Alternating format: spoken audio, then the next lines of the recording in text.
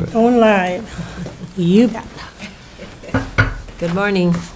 I will call the Cook County Board of Commissioners regular meeting to order on this day, Tuesday, October 28th, 2025, and we begin our meeting with the pledge. Please rise. I pledge allegiance to the flag of the United States of America and to the republic for which it stands, one nation, under God, indivisible, with liberty and justice for all.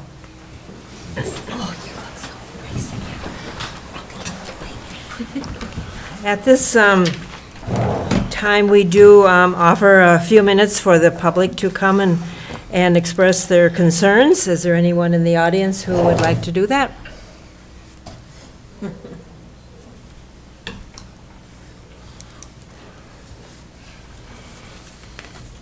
So while she's coming up to the microphone, are there any adjustments to the agenda? I'll hear a motion to approve. So moved. Support? All in favor? Aye. Aye. Opposed, same sign. Motion passes unanimously.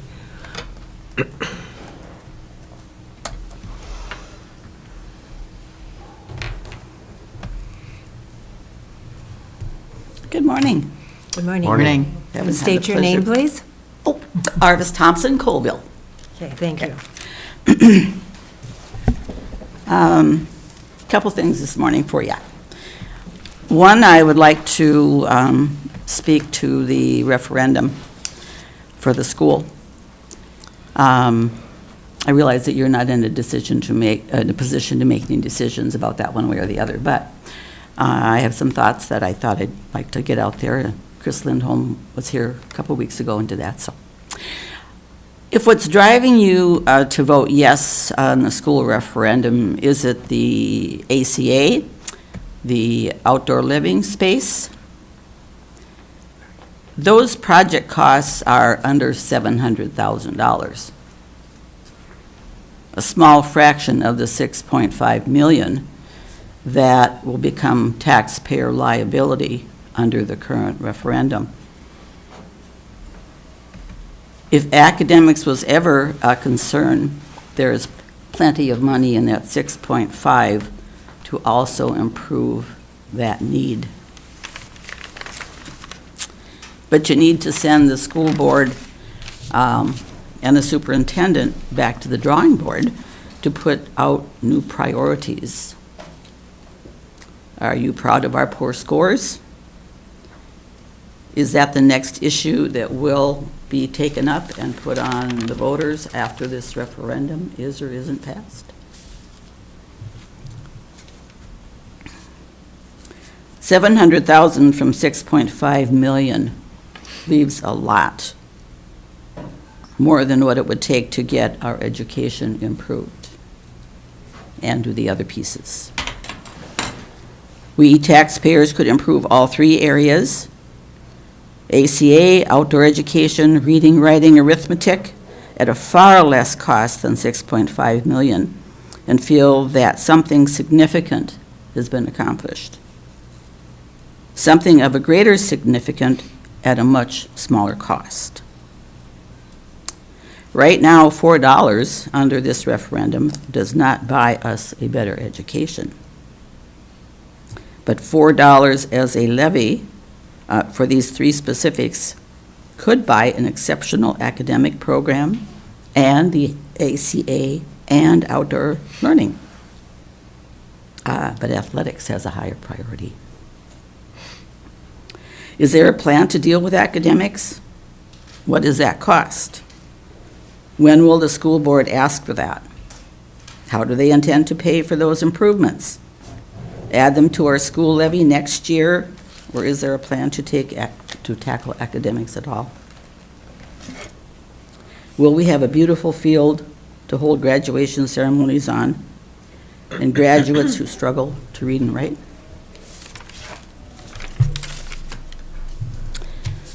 My other thought was about the bluffs.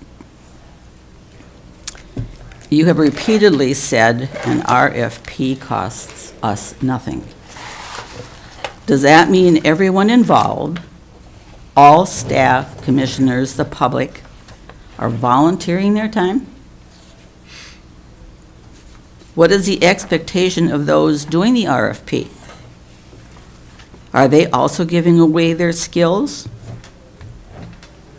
What are they going to get out of it? There's an interesting line in the directions to the RFP people proposing that says the commissioners are not to be contacted for any questions. I don't quite understand that. I wish somebody would explain that. Is there no difference in a set of guidelines for the RFP between a low-key hiking trail with gravel parking lot or campsites, trails, outhouse with paved parking, or full development? Early on, we were told this project was for the locals. Dave made a statement that this is for the user groups that live and work here. Well, let's figure out who those user groups are. Is it young families, school children, singles, 30 to 50 who are providing services as clerks and lawyers? The over 65, retired who are still working, are veterans? A user group is not the mountain biking or hiking club or the tourists, at least in my definition of what you seem to be saying here.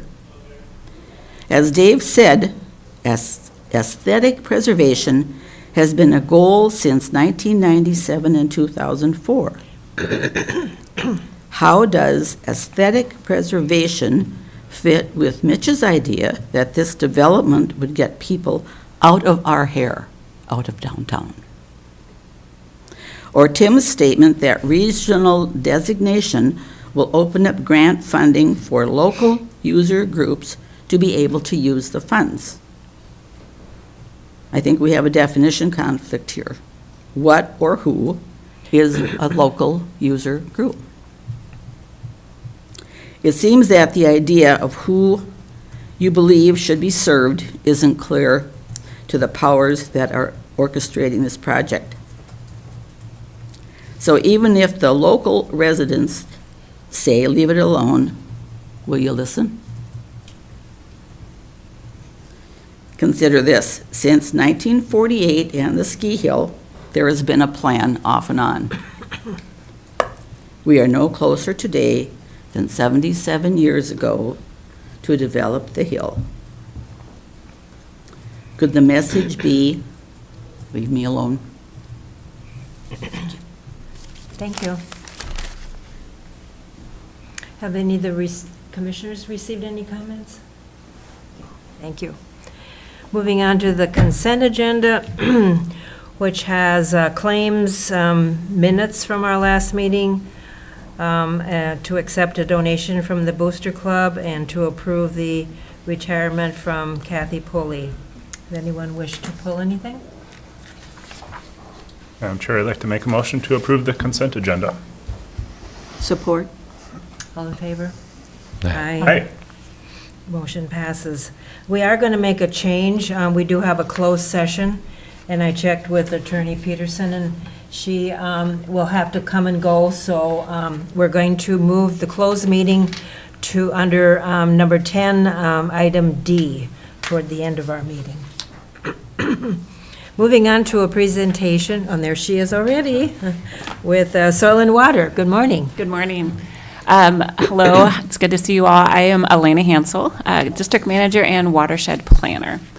So I thought I would come, I try to come annually and just update you on what the Conservation District has been up to, a little reminder who we are, and then I thought I would update you on our budget for 2026. I know I was here last year, and updating you on 2025 is with many things. We've had a lot of changes, and the door continually is revolving around a lot of continuing changes. So I thought I would provide you just with a brief update, and maybe not too brief because I can get chatty, but feel free to ask questions and let me know what more you'd like to know. So I'll give you a 2025 update of some of our accomplishments first. And I first want to thank the county for the support that you continue to give us. We have office space, we're able to use vehicles, and we just appreciate our service agreement because it helps to keep our doors open now more than ever, just with these changing times. So thank you, just starting that off. We all really, really appreciate it. And we like working closely, too, with our partners. The proximity helps us to work closely with the county offices that we work with. So this is really helpful. So who do we have for our team? So I am the district manager and the watershed planner. I often get the question, I've been with the district since 2011, but I've only been district manager not that whole time. I don't know how long, sorry, I don't pay attention to that, but a few years now. I'm always learning though. I started as the watershed, the water planner with the district. Ann Paulson is our financial administrator. Stephen Janessi and Max Totstenson are both conservation technicians. Amanda Weberg is our aquatic invasive supervisor, and then in the summer, we do hire seasonal employees, sometimes for projects that we need. This past summer, it was just for aquatic invasive species and boat inspectors. And then we have a 5-member elected board of supervisors. So Stan Tall, Greg Westergaard, Amber Humphrey, Cindy Oberg-Hauser, and then Greg Gostecki. So they represent the land and the water and not the people. So when you look at our map, it's different than the county commissioner's map for the elected borders. So first project example is that it was a big project in the making. We did a collaborative project with the Cook County Highway Department. So when the bridge is now going in, but when that culvert got removed and we heard wind of it, we said, hey, can we work with you, Highway Department, and see if we can fix those banks? Because what happened is that culvert that was placed there was too small and was causing high velocity and shear stress on those banks downstream. So we were able to collaborate over the last couple of years with the Highway Department, and our project has resulted in, these are estimated numbers, but in 21 tons per year of sediment reduction just in the little bit that we did, 227 linear feet. So 4.25 miles upstream of the project is now connected with the bottom part on the Little Devil's Track. And the great part was, even with machines in the water, we all saw trout swimming around in our project area. And right after our portion was done, we saw trout just standing there for me to use. So it was really exciting to see that we were creating this habitat and that the fish were going to thrive. We also wanted to provide increased climate resiliency, so we have a lot more shrubs and plants planted along the entire way. I compliment the Highway Department. They're putting, often if you look under bridges, you just see sheer gravel, you know. They did vegetation down there. There's plants now. They're hoping that they'll thrive. There's trees, so it was a great collaborative effort. It did take 3 different funding sources because the price became a little higher than expected, and we had to also cover staff time. And it's been over 3 years in the making for this project. It actually will not be completed fully until next year. We're going to do some more vegetation management to help with stabilizing those banks, making sure everything is good and secure. So what does it look like? You can see the top right-hand corner is what it looked like prior to the project going in. This is one bank. We did 3 banks. That's the main bank that you could see if you were ever going over the highway. You could sometimes see it in this, I don't know, different times of year when there wasn't leaves. And then on the bottom, you can see what we did was we created root wads, which is similar to what we did in the Flute Reed River. So it creates habitats, and then there's layers of soil and brush and live stakes and different layers to help it grow and keep things intact. And then there's vegetation planted over that, so a lot of trees, and then on that hillside. And that's what all our banks were made up of. And then beyond that, we did some in-stream work. So we just did in-stream work. We'll leave it at that. It's quite complex, but we were pretty excited, and the project turned out really well. Another project that we worked on this year is the village ditch, and you can say, well, you know, it looks okay, but what happens is due to the development upstream of this area with the business park going in and a lot of other developments changing the hydrology of the area. And so this is, and I don't have the exact numbers, they're still running numbers of how much sediment loading, but it was a priority within the One Watershed, One plan. And so it's taken a couple years to get to this point, but what we did was we came in and changed the slope of the bank. Yes, we took down the vegetation, but a lot of it was dying anyways. And so it's been revegetated, and the channel that was coming in, which is on the left, you can see it's cutting down, so it's going to continue to cut down if we weren't there. It was causing a lot of erosion and just channels throughout the forest and the area, which can become a problem over time, especially with our changing rain events and precipitation. So what we did was just create one channel, and so that water then is directed and the banks are going to be more armored. This tributary goes straight into Lake Superior. It doesn't have anywhere for all of the sediment to go, and that sediment is naturally it will end up in Lake Superior, but we don't need to increase that by all the changes we've made as humans. So we're trying to put it back to having some more stability, and that was that project. We did a lot of education outreach. We did forestry workshops with Cook County Extension, shoreline restoration project on a private landowner. We did over 500 plants. In fact, that project was so well, I just met with somebody yesterday, excited to try to get more of these going for next year. Some more hands-on education outreach. We did a cyanobacteria workshop. If you haven't heard, Devil's Track is still in a bloom right now. I'm getting pictures every week.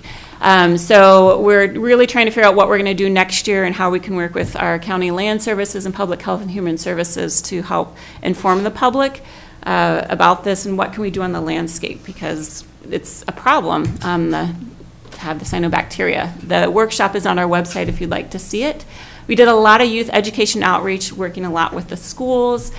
We do monthly WTIP updates, and then there's a lot of other opportunities. Quick overview, because I like to kind of show some of the numbers, we engaged with over 25 citizen volunteers through our water monitoring program this summer. We monitored 16 streams and 9 lakes, and that was intense. It's like every week, so it's a lot of staff time. Throughout the year, we have 14 monitors, people monitoring the precipitation across the county that we work with. Provided over 25 landowners with technical assistance, and this is in addition to those few big projects that we had, so this is a lot of work. We collaborate a lot with our partners to service a lot of additional landowners. Like the North Shore Forest Collaborative, we do wood walks with folks. We installed a variety of conservation projects with landowners, so we do cost share projects, hosted 3 youth exchange instead of 2. We got to have 3 this summer, and they helped do beach monitoring. We monitor 12 beaches in Cook County for E. coli every Monday. AIS, Amanda just is through the roof busy, and I know she's provided you with updates. We do collaboration with our partners, future project planning, that's always in the works. Worked with our partners to complete a Lake Superior North landscape stewardship plan.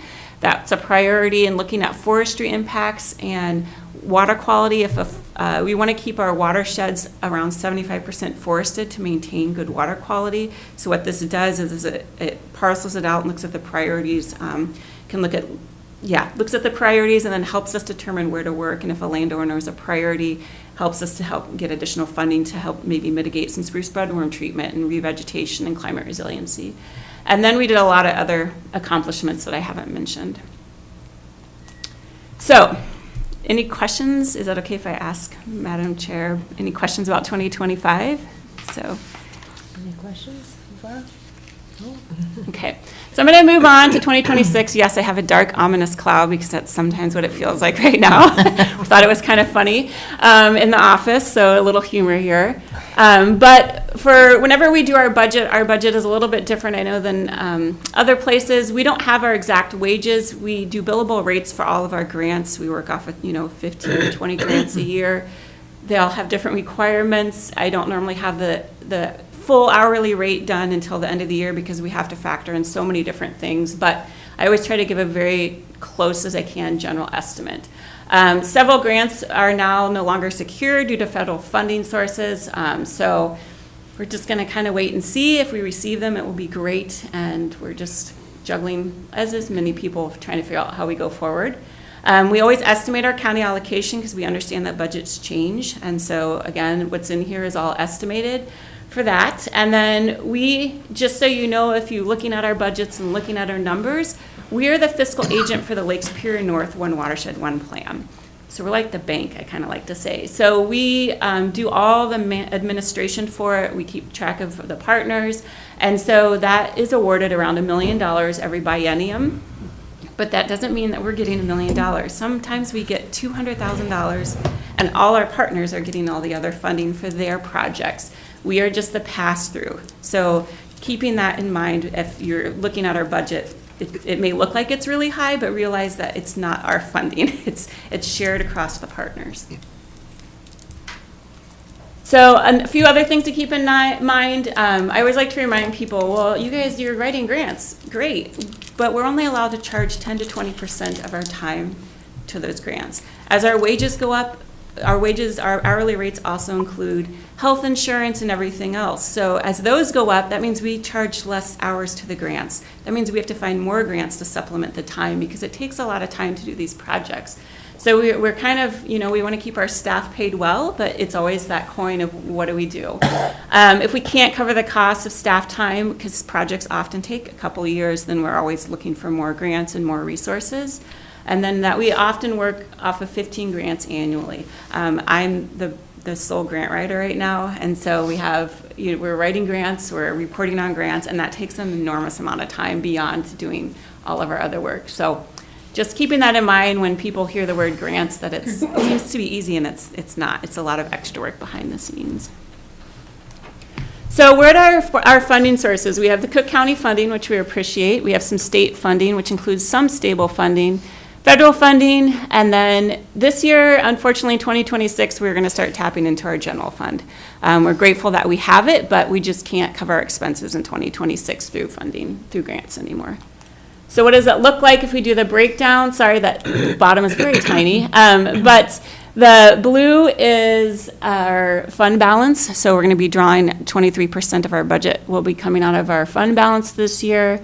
10% is from the county. We have state funding is 45%, and then the other 20, I might be saying these backwards, sorry. Then we have the other part, which is our federal funding.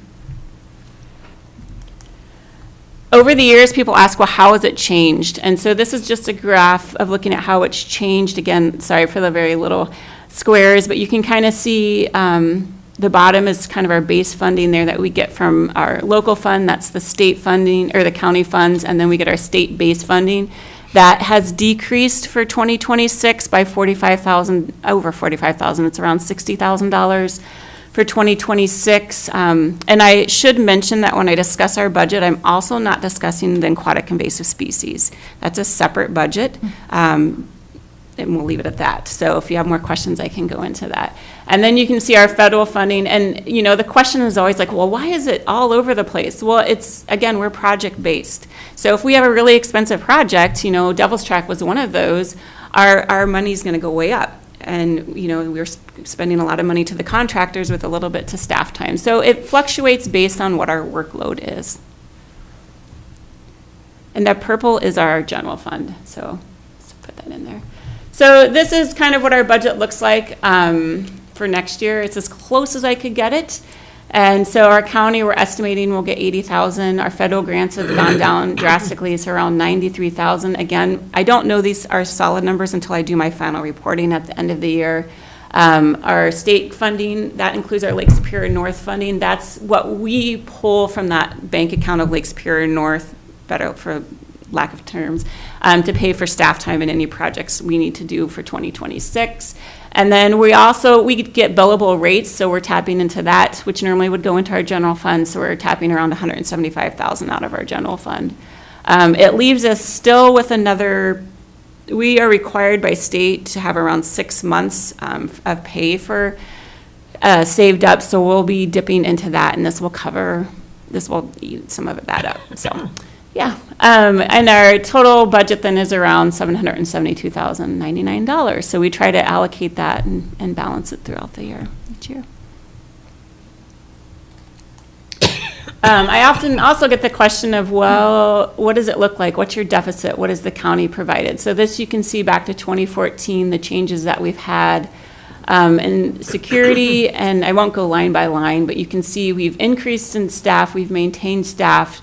And in 2026, again, 2025 was a lucrative year. We had a lot more state funds coming in, more federal funds coming in. We didn't spend it willy-nilly because if anybody knows on grants, you have to track every single minute of every single day. So we have to provide that to the state often and to other grantors. But we have a larger deficit in 2026, just increased costs and less funding. So that's partially why we're going into our general fund is to cover personnel time. So what are we going to work on in 2026? We have funding secured to do education outreach. We're going to monitor the Cross River at the end of the Gunflint Trail, continue to provide technical assistance to landowners. We have some funding. We get about $12,000 to do cost share projects with landowners. We hopefully will get some more through One Waterstone Plan.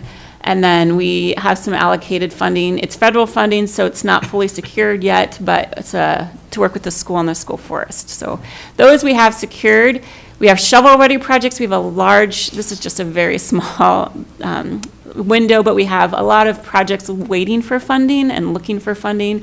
We have a couple boat landings that we're working on. We've got engineered plans. We're just waiting for money. We have a resort that we're working with a boat landing that's a federal and a private partner, again, waiting for the federal government and then also waiting for funding. Poplar River sediment reduction is looking at, in the 2022 flood, there were a number of banks that got washed out, and they're really changing. So we're hoping to get in there and do some work and just stabilize some of those banks a little bit, and we've been working closely with Lutzen with that. East Bay, we had a large project, coastal program project with all 12 landowners to try to look at how to mitigate flooding in that area. But just even backing up and just looking at like what can we do? What can we help with all of that? How do we mitigate some of that? Due to changes, we don't know where that project's at, but it's ready. If things can move forward, we have that to look at a study for that. Stormwater, we have somebody doing a housing development that's been asking for help, and they're following all the rules, and it's fantastic. Instead of coming a month before the project goes in, they've been talking to us for a couple years. So we're hopeful. We have engineers coming up to be able to help them with their housing development, and then we have other projects that we're still being fleshed out. So that's a window into our 2026 project workload, again, depending on funding. We have a lot of partners that we work with, which we're so thankful for. We have Cook County. We work a lot with Land Services and with the Highway Department. We are working with Grand Portage Band of Lake Superior, Chippewa. That's been a really positive relationship. We are starting this next month to work with them and the state and the MPCA and talk about water quality and getting our standards to match and looking at our projects and working closer together throughout the watershed to see what we can do to get on the same page and make sure we're all reaching the same goals. North Shore Forest Collaborative, the Forest Service, Natural Resource Conservation Service, Cook County Lake Associations, Arrowhead Forestry Partnership, other conservation districts, the DNR Extension. So our list is extensive of partners, and we're grateful for them because we're all going for the same goal, and we have a really good group of people up on the North Shore to work with. So with that, do you have any questions? I just want to give you a general overview. I can answer questions, hopefully, and go into more detail. As always, thank you so much for the information and guidance from your department, Yeah, too. thank you. Any questions or comments? I have one question. Yes. Thank you, Madam Chair. You mentioned that some of the grant funding has been cut. Are you still seeing opportunities for future grants, or has that been cut as well? Yeah, we are not seeing, yes. So I'll start with the state level. So the state level, we had our SWCD aid was cut. Our natural resource block grant for water planning was cut, and those are not expected to increase. The state, we used to be able to apply for competitive grants through the Board of Water and Soil Resources. That is no longer available to us. At the federal level,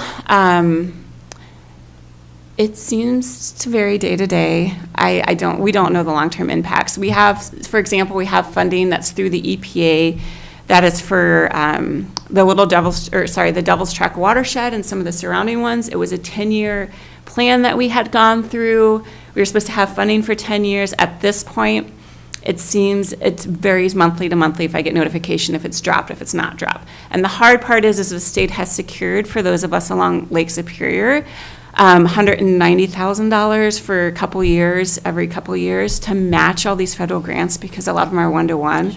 So now as we lose these federal grants, we've now lost that pot of match. So 2027 is going to look different.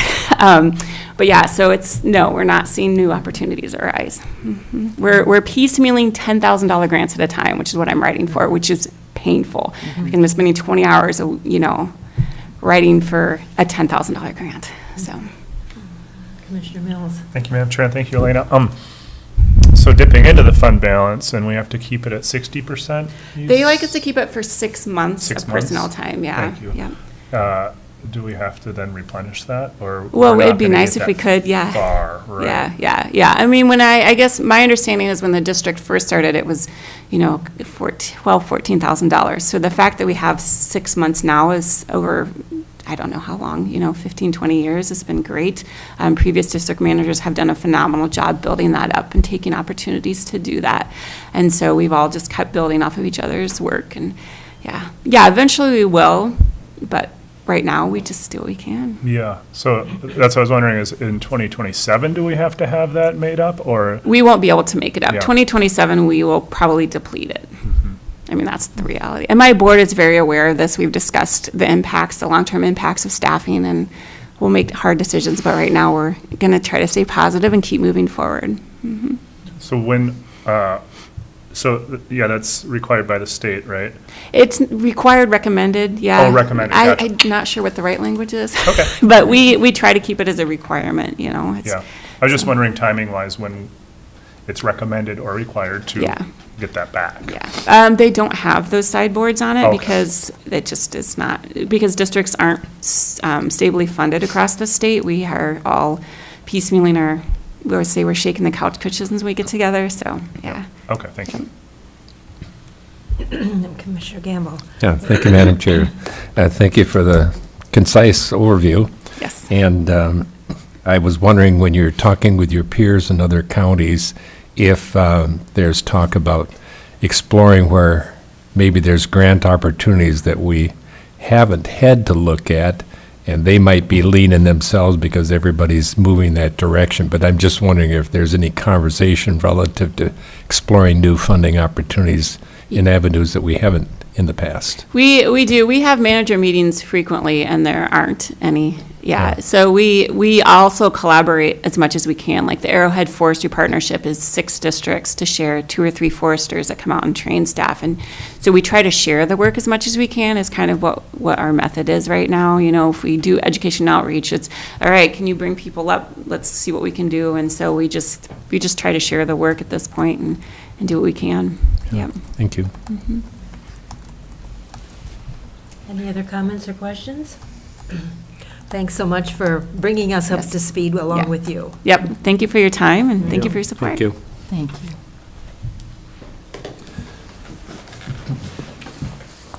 Next, we'll move on to the Highway Department, which has several different topics, which is usual for Robbie. Which is usual. Good morning, everybody. Good morning. Morning. I just want to give a shout out to our Cook SWCD. They are great partners to have in the area, and I'm not just saying that because Elena's standing here. But no, they're great technical experts and partners to have. She mentioned that little Devil Track project, and it was really cool to see. I think we saw an otter or whatever the smaller ones are already swimming through there, the trout. So it is really cool to see. It helps us get a lot of grants as well, having that partnership. So shout out to the SWCD. All right, anyways, we have a few things to talk about, and all of them are very expensive. And so I'll preface with that. First thing is we're looking to close out 2 projects with some final payments. The first one is the Timber Bridge and Road Realignment we did up in Grand Portage. If you remember that, that was installing a new timber bridge on Grand Portage Creek to take traffic off of the old alignment, off of the historic stone bridge, and that will remain as a walking path, and it'll basically preserve that bridge better. The final payment for this, you can see on here, we had some cost increases. If you remember, we were talking, there were some conversations with the DNR and the band at the time that caused us to make the bridge longer, and so that's basically why you see this large increase compared to what our initial contract was. And so does anybody have any questions on this one? Well, how much of this is levy money and how much have you secured from elsewhere? So I believe, let's see, if I look at this, if I remember right, I believe half of the bridge was bridge bonds, and so that's about $700,000.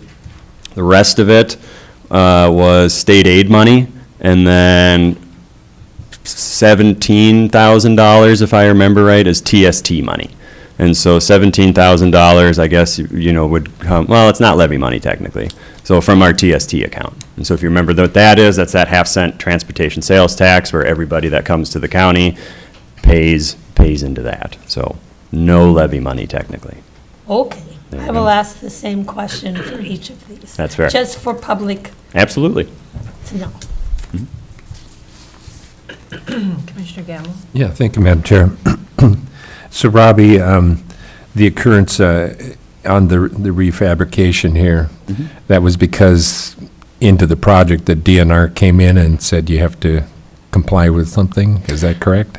Yeah. So And the it's like, when you're trying to look at something Yes. and cover all your bases, and then there's a surprise that comes up. Yeah, Just- and yes, and so what was interesting is being kind of caught in the middle of a DNR jurisdiction debate with the band at that point in time. And so generally, when we do a county project, that's a bridge project, public waters, there's a general public waters permit, it's about $100. I do it on every project, super easy, takes 10 minutes. Generally, what we do is okay. The issue here was the DNR asserting jurisdiction on tribal land. And so being our partners up there in Grand Portage, we were supportive of our partners, if you remember that, and said, I don't know anything about tribal, sovereign, as far as, permitting is concerned in that regard. So we stuck by them. The end result, though, was, we thought we could get out of the permit by making the bridge longer. That's why we did that. The DNR still asserted themselves, and then if you remember, there was a conversation with Administrator Yorkie at the time, and then Attorney Hicken about basically trying to figure out how we got a cease and desist from the DNR unless we did the permit. And so then there was a conversation about, okay, we do the permit, the band will not recognize it, and then the project can move on. So that was fun. Thank you. Yes, you're welcome. Yeah. About as nice as I can say all that. Yeah. I mean, obviously, you try to do, what you're trained to do and what you're aware of and what Right. comes new on the horizon, and you deal with all of that, and then still some of these surprises come up. It Right. just, that's why the explanation just helps puts it in context, so, thank you. You're very welcome. Commissioner Sullivan? Madam Chair, I'd like to make a motion to accept the work as complete on the Grand Portage Timber Bridge and approve the final payment in the amount of $305,960.44 to Redstone. I'll support. Any further questions or comments? All in favor? Aye. Aye. Opposed, same sign. Motion passes unanimously. Thank you very much. The next project, similar vibe, trying to close out a final payment, or make a final payment to close out the project. If you remember, we've been talking about building a new heated garage up at the Highway Department for many a moon. The initial cost of that project came in just under $2.5 million. Upon construction, obviously, there's a lot of rock where we live up here, so we hit all of that rock.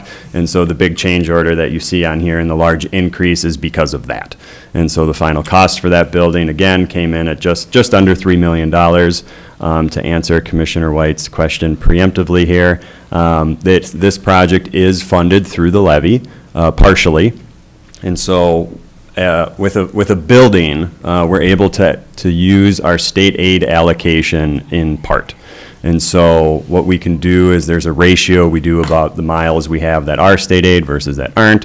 What that leads us to is I can pay for 59% of a building with state aid money. The other 41% has to come from somewhere else.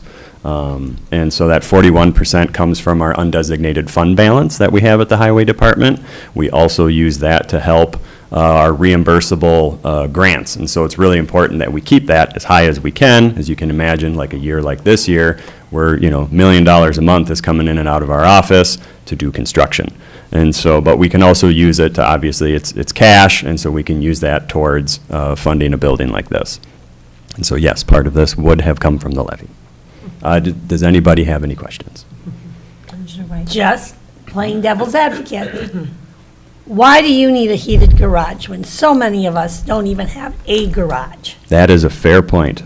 We provide services on 300 miles of road and then some in this county. We operate a fleet that is worth north of $10 million. That is all taxpayer funded. I would assume that we would want to preserve and protect those assets for as long as humanly possible. So having a heated facility like that is going to be the way to do it. Equipment has gotten bigger and bigger over the years. That's another thing that we're running into. The Global building, our main heated garage, is where we typically store and have for many, many years, stored all of our tandems and our 2 graders.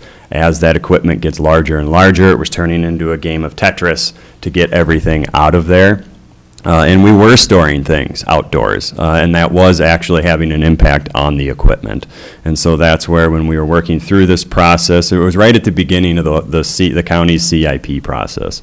That's where we identified, originally we were going to do a new cold storage building. As we began talking more, we identified that a new heated storage would do us a lot better, and I believe it has. We've been able to move things out of the Global to make it more efficient in there as far as storing other equipment as well. Also, we've been able to move a whole bunch of pickup trucks out of the second bay in our workshop, and so we can actually use our workshop for work now instead of just pickup storage. And so that's been very beneficial. So I would say it's the reliability of service, when we get calls at 4 o'clock in the morning to come plow out everybody's roads. We can't have that equipment sitting outside. You just can't. Everybody knows if it's diesel, you get things that gel up. You have hydraulic lines, blah, blah, blah. So I hope, does that answer your question? Yes. Wonderful. Yes, it does. Thank you. You're welcome. Commissioner Gamble. Thank you, Madam Chair. Robbie, and it's certainly not just unique to the Highway Department in this regard, but in our county, when we're doing construction, excavation, whatever, we sort of know what we're dealing with relative to the topography. And it would be nice, I think, this is a general statement overall on any construction that is undertaken, if we were to look at it, understanding that likelihood of running into rock and having to build that into our expectation for cost, that there would be a contingency so that we, and as the public overall, anticipate something that's based upon the reality and the learned experience that we've had in this area, so that we're coming in and either saying it wasn't what we anticipated, or it was as we anticipated and built in as a contingency or whatever. So it would just, knowing that, it seems like if we had those somehow built in there, so it's not coming back and say, gee, we ran into rock, we didn't know we were going to run into rock. Right, and that's a hard one too. We've talked about that on other projects, where do we just automatically put in a rock excavation line item, whether we've confirmed it's there or not. The hard thing with that is you run into potentially, the how people bid it, and saying, well, if people are assuming there's rock, they're going to say, well, it's $100 a cubic yard. But if there's not any data to back it up, then someone else is going to bid $1 a yard. But then if we do run into, so it can potentially flip bidders around. It can also be, I understand what the point we're trying to get at, but it can also be misleading if we start saying, well, there may or may not be rock, we're not sure. And so does that artificially increase our price as well? I think with this one, just because of the extent of the, utilities, this is plumbed in, this is hooked up to city water. That's why this cost was so high. If you think of where the building is now, we had to connect it all the way. It's not just right to the back of my office. There's a fire hydrant over by the bus barn. So it's actually a pretty far connection that we had to do back there. And so, no, it's a good point. And we do, there's always a little bit of contingency we work into a final cost estimate of, maybe it's 5% on there just to try and, account for anything. But, I'm not surprised that this is there, I guess. It's just how it came out in the end. But it's a good point. Yeah, and as a follow-up, I mean, when you're looking for bids or whatever, and somebody bids it in there, whether they encounter or don't encounter, unless the language is drafted correctly, that this is what we told you, and we just made more money because it wasn't what we anticipated. So basically, it's just being aware of it, trying to build it in there and still follow best practices, so we're good stewards of the money. That's basically the point. So Absolutely. thank you. Commissioner White? So you're did we do the excavation on that one? So when you get an outside contractor coming to do that, I'm sure they have a caveat or a line in their contract that says, this is our bid, but should we encounter boulders, whatever, or whatever they're always covered, so. Yeah, that becomes a negotiable at that point on our projects. A lot of times it's T&M, so time and materials. What we have available to us is, I can look at state average, I can look at old projects we've done, and so I have a good sense of, generally when we encounter rocks up here, if you're talking the rock excavation line item itself, we hover around that $90 to $100 a yard. And so what does that mean with this? This actually came in at $60 or $70 a yard. So when I saw that, and that's what they had proposed, I was like, in my opinion, we're getting a deal. Like, this is a big change, don't get me wrong, but it was substantially less than what we typically pay on our big, on our larger road projects. So, when we have change orders or stuff like this come up, there is generally, space to negotiate a little bit there. Sometimes you're going to have to pay a premium because it's something after the fact, as opposed to something that was in the bid. But you're right. Continue. So is there a danger that these subcontractors are underbidding, knowing that they'll get to come back and they're going to find rocks, and so? It depends. If we get a bid and it's $10 on a, $12 million project, we can flag that and go, no. We do have that. So there's that conversation with, what we're statutorily allowed to do with low bid requirements. If there is something like that, that's very wrong. Then we have the opportunity to address that. With something like this, when we went through the exercise with our construction manager and the initial bid, and we're sitting there, all right, this should, we got bids and it's $2.5 million building. We're comparing to other places and we're going, yeah, this tracks, this makes sense. So I don't think we were undercut. We're not getting unqualified contractors or anything like that. That's a good question. Mm-hmm. Commissioner Gamble? Yeah, thank you, Madam Chair. I'd like to make a motion to accept the work of the highway storage building as complete and approve final payment in the amount of $52,942.52 to Rice Lake Construction Group. Support. Any further comments or questions? All in favor? Aye. Opposed, same sign. Motion passes unanimously. Thank you very much. So we'll move on to a different project that I want to do.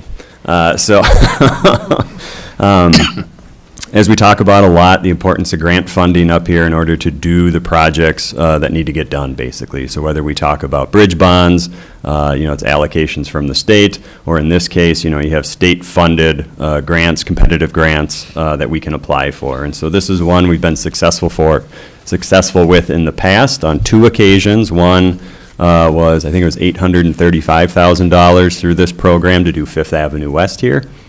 And then another one, we got another $1.5 million to do the 92s on the Gunflint next year. And so this, again, similar program, similar project, also on the Gunflint, but what we're talking about is the end 10 miles of the Gunflint now. Every application that's come up that's been available so far, I've been trying to apply for. So we have a lot of applications sitting out there to hopefully get some funding to do this, and that'll actually tie into what we'll talk about next. But one of the parts of this project is resurfacing the road, improving parts of the road that have deteriorated a lot, if you're familiar with it. And then there are, I think it's 16 culverts that need to be replaced on there, and several of them need to be upsized, actually. So at a preliminary level, I think we've identified 4 of them.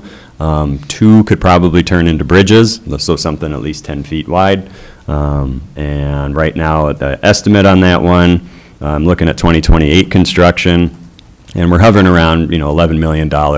It'll probably be 40 by the time it rolls around, but hopefully we get lots of money to do it. So anyways, I'm looking for hopefully a support resolution from you all to pursue this funding. Commissioner Sullivan? Thank you, Madam Chair. I've heard a lot about this project from my constituents, and I have been talking about it with our highway department for years, and I would like to recommend supporting the highway department's grant application to the local road improvement program for $1.5 million to go towards preserving accessibility to the Boundary Waters Canoe Area Wilderness on the Gunflint Trail Scenic Byway project. Support. Any further questions or comments? Commissioner Mills? Thank you, Madam Chair, and thank you, Robbie. Instead of 16 culverts, have you thought about just one big one? You know, do a big flyover. I mean, just make it to Ely at that point, yeah. Commissioner Gamble? Yeah, thank you, Madam Chair. Robbie, what's the criteria you use in making a determination whether enlarge the size of the culvert or go to a bridge? In other words, is there something that informs that decision that Absolutely. manages the financial and the work involvement? How much time do you got? So the short answer, and this is what we've done on a lot of our projects, is if you think of a stream and it's 30 feet wide, and I'm picking on this because we just did it here on the Little Devil Track.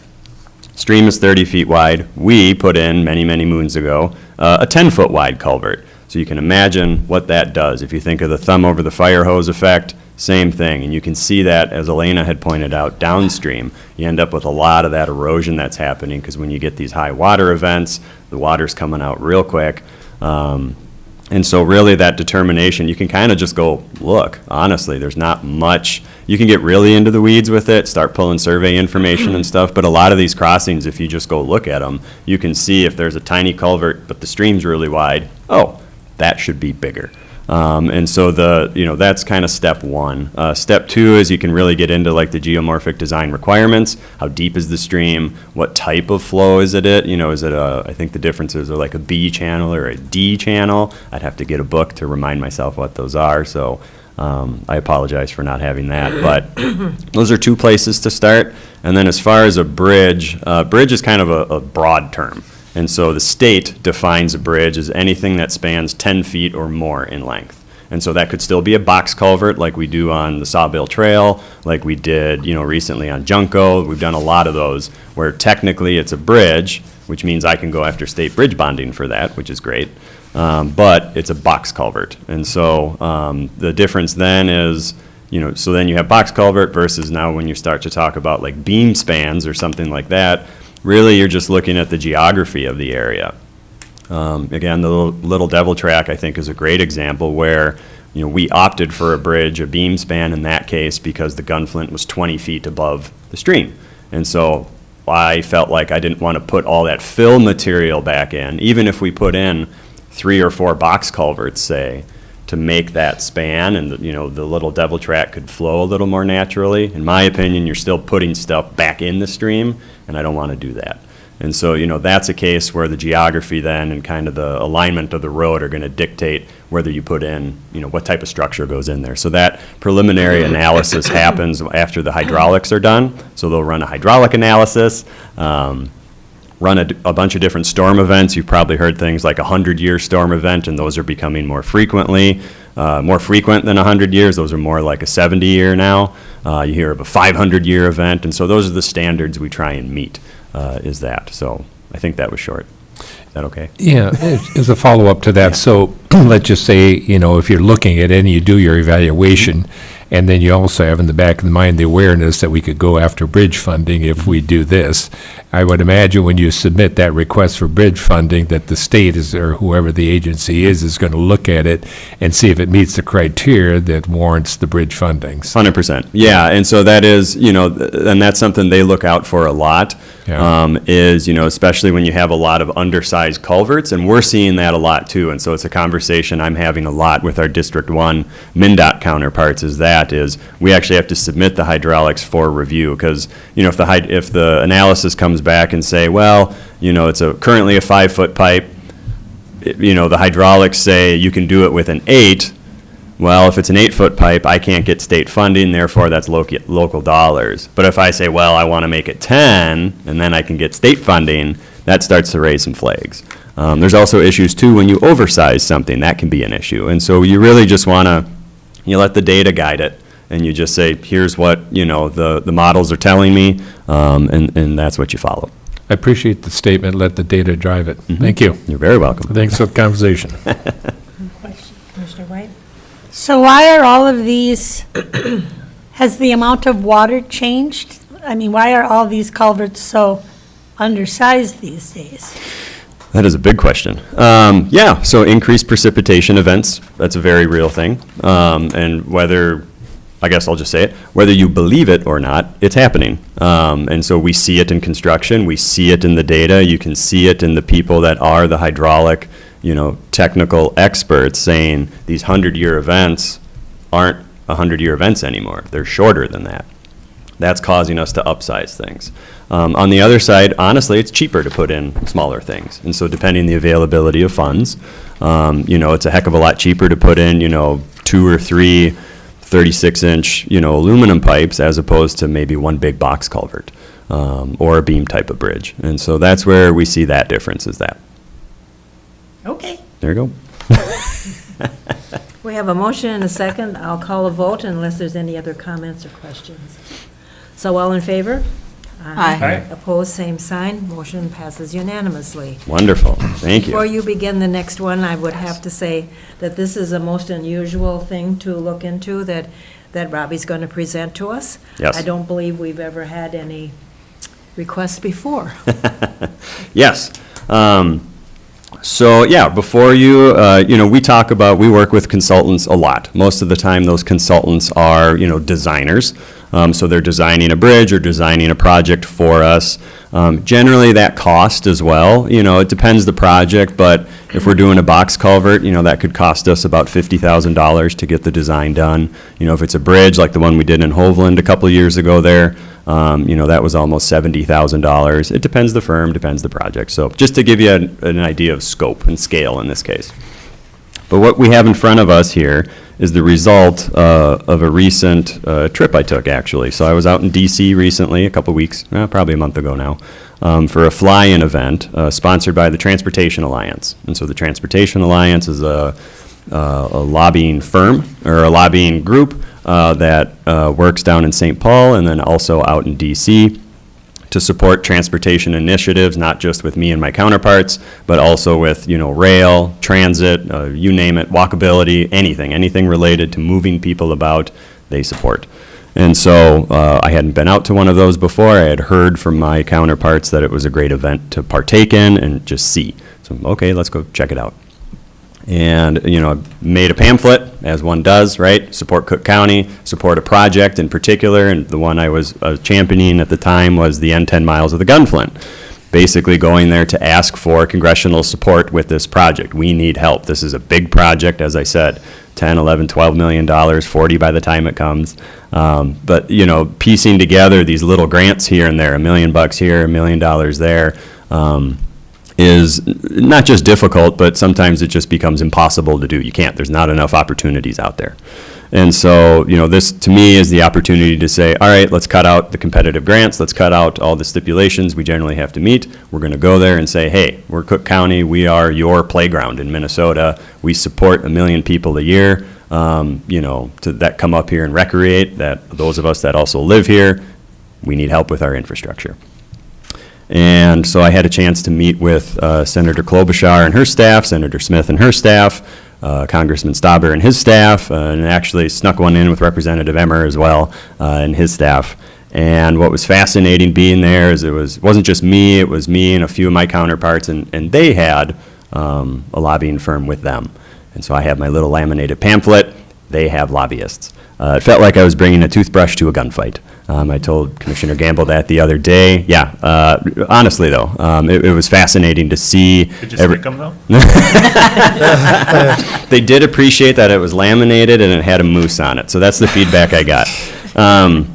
But no, it was a really, really eye-opening experience. To me, it really opened my eyes to there's levels to this. I'm proud of the work we've done over the last 5 years to secure, we're north of $17 million in new funding. That's awesome. Could not be over the moon about that.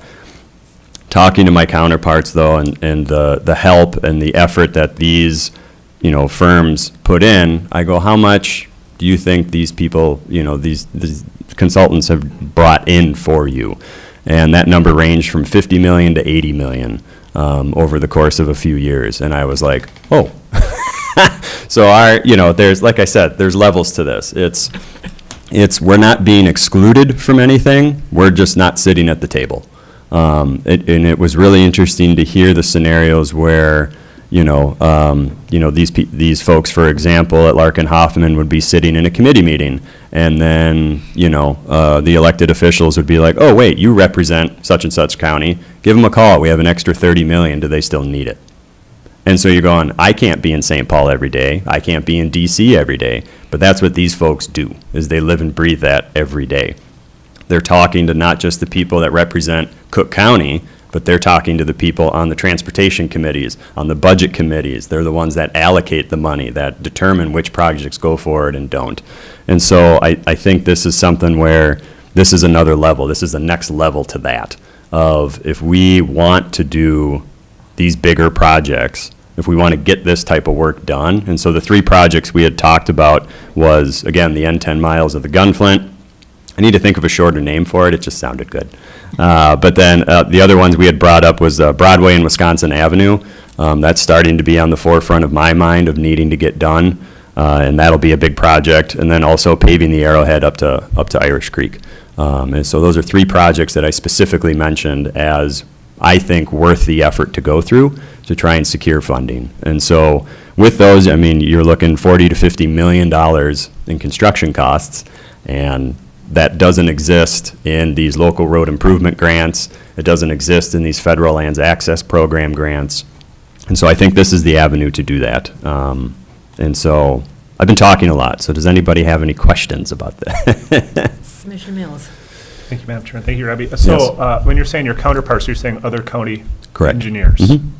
And from our region or from? There have been a couple. So yeah, I was, at that particular day, I was with Chisago County. But then I had opportunity, like obviously I've talked to almost everybody. So I know like Stearns County has utilized this. I've talked to people, Candy Ojai County. So kind of all over the place. And I'd say, almost varying sizes as well. Obviously nobody's going to be as small as we are. But I think we're in a unique position where, like I said, we are Minnesota's playground. And so, yes, we have, a small population, and yes, our infrastructure and our miles and all of that isn't huge, but it needs to get maintained because, that million people a year that we know comes up here, not to mention our own safety up here on infrastructure, needs help. And I think this is the way to do it. Administrator Trumbull. Thank you, Madam Chair. Thank you, Robbie. A question for you around the other engineers that you've talked to. Have you discussed at all partnering with them on a joint contract? So when I had a chance to meet with, and what I appreciated too with Larkin Hoffman was them being very upfront to make sure that this actually was going to be worth not only our time and effort, but their time and effort. And so something they hit on was they don't represent more than one county in a congressional district, because then you start competing with each other. You're right. So in this case, they were up front. Chisago County is technically in our congressional district, but could probably not be more opposite of what we are. And so we felt like in that case, it'd be different if they were representing, St. Louis County or something like that. But in this case, we felt those were opposite enough where there's not going to be, it's kind of a different conversation in that case. Does that answer your question? It does. Thank you. Commissioner Gamble. Thank you, Madam Chair. Given this is, as Commissioner Storley said, that this is something new for us to be looking at. In our conversation yesterday relative to expenditures that we use for consultants, and you said that consultants are primarily hired to do design. So if we were looking at what we're spending right now in this particular area, it may or may not be fair to make the comparison relative to what we're spending on consultants, because primarily the role that we hire them is in the design phase. I would say, because it's new and because there are questions that would help commissioners to support this more informed, it would be nice if it would go to the committee of the whole and we would have this discussion, that the comparison, what our other counties do, what are counties that have use this and what their experience has been as to the revenues they've been able to generate because they have that single voice representing them that is knowledgeable, is available, and is present and is working on these things with a focus as opposed to us getting at it as we can. The other thing is that if we look at alternative, how would we tackle these major projects if we did it bit by bit? In other words, some of these things might have been done in the past, things were obviously different, but in a discussion that we'd have in committee of the whole, we'd be able to address some of these things that would reinforce the recommendation. When I looked at this and I saw that there's saying, let's start, November 1st, November, December, I'm thinking, well, maybe, November, December tend to be less productive months because of the holiday season, but if you look at the recommendation when it comes to lobbying and positioning and timeline for budgeting and when this needs to come before legislative groups, it makes sense that if Larkin Hoffman is the one that's going to facilitate this for us, that they would come in and ask the questions, know what it is we're looking at, get the details so that their lobbying efforts will be well informed and positioned, which tends to impress legislatures when they know what they're doing. So I guess when I look at that timetable recommendation that you should tackle these things in January, early spring, and when you look at the legislative sessions and the recesses when these people are accessible to be talked to, we'd want to have our ducks in a row before we do that, which speaks to the issue of timing on this, which is November, December. Correct. So I guess another component I would say is that while this is a practice and there are a number of different companies, legal firms, whatever, lobbying firms that can do this, it's two things. Is this the approach we should be taking, given what we're looking at? And the other is, who should do it for us? Mm-hmm. And I would say, in my experience with Larkin Hoffman, that they have been considered the gold standard. So I think we would have the right people doing it for us. And I think that given what we're looking at, that it's the right approach. Oftentimes, when things come before the board, it is presented on the basis, as far as its value, that this investment will have this return. And if we can show that return, and we're measuring that in our experience, then that says to the community, and we as representatives of the community, this was a good decision. So that could be reinforced through the experience of other counties, and we would know that through discussion that would come into committee whole where we have opportunity to do that. I guess my question is whether or not the timing of this would allow us to have that discussion that would reinforce the recommendation, or whether, we come to a decision now. Too often, decisions that come to us as a tactical approach that we have no time, you just need to do it, Right. is uncomfortable. So I guess that's what I throw out is, would we be able to have, you provide more information so that this commitment can be substantiated with an informed decision? Totally, and I think I can do that right now, if that's okay. So yeah, I definitely don't bring things like this lightly. I know the dollar amount, I know what we're talking about right now.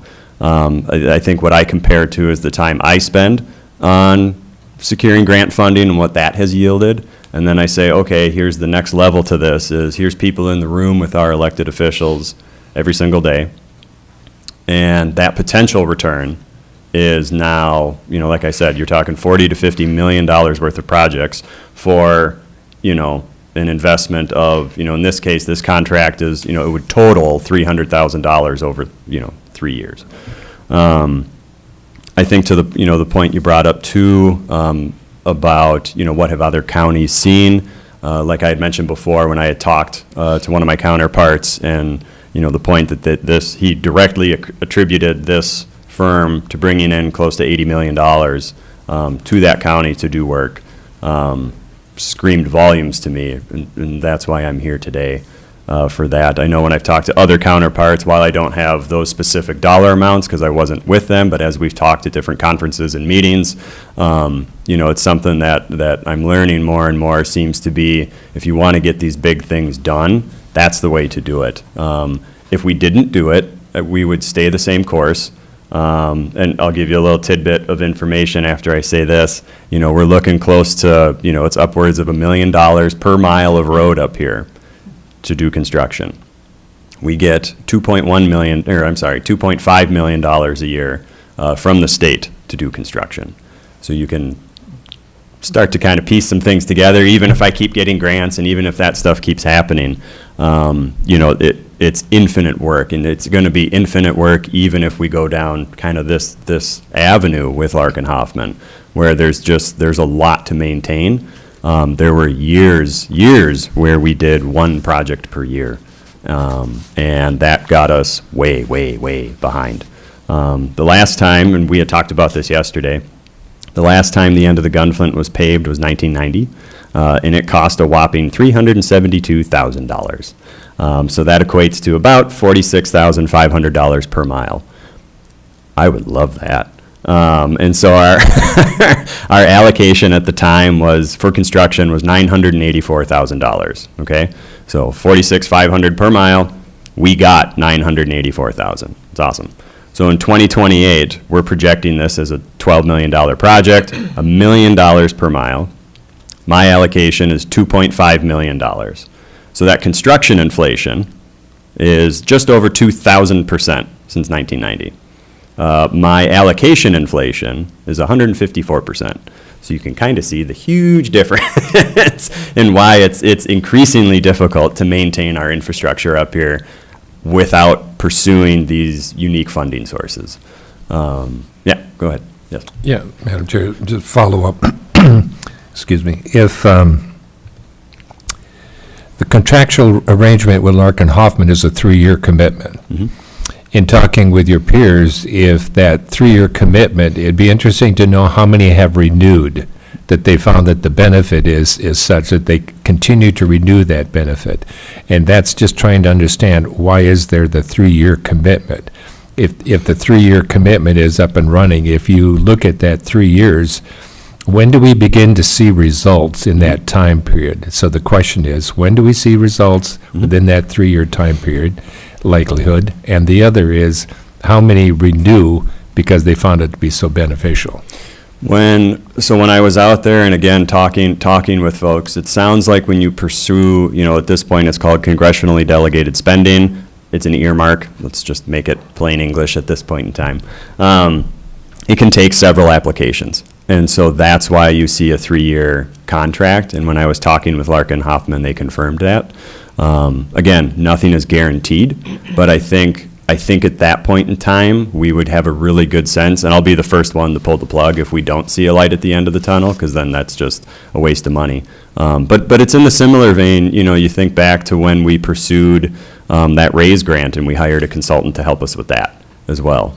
So that was one specific grant, and then a couple of consultants that we paid. I think we paid close to $100,000 there to go after $25 million. And that was a one-off. And so now what we're proposing is, $100,000 to pursue potentially $40 or $50 million, or $300,000 total. So I think it is something where I know that return hasn't happened yet. I think with these projects, I think we would have a really good idea, and we would know that at the end of this contract, whether this is working or it's not working. And then back to the drawing board after that. And so it's a risk, not denying that at all. There is no guarantee with this. And obviously, we're talking federal money at that point in time. And so that has its own uncertainties as well, especially right now. And so I don't have a hard, yes, we're guaranteed $40 million with this one. But I know we definitely aren't guaranteed it if we stay the same course.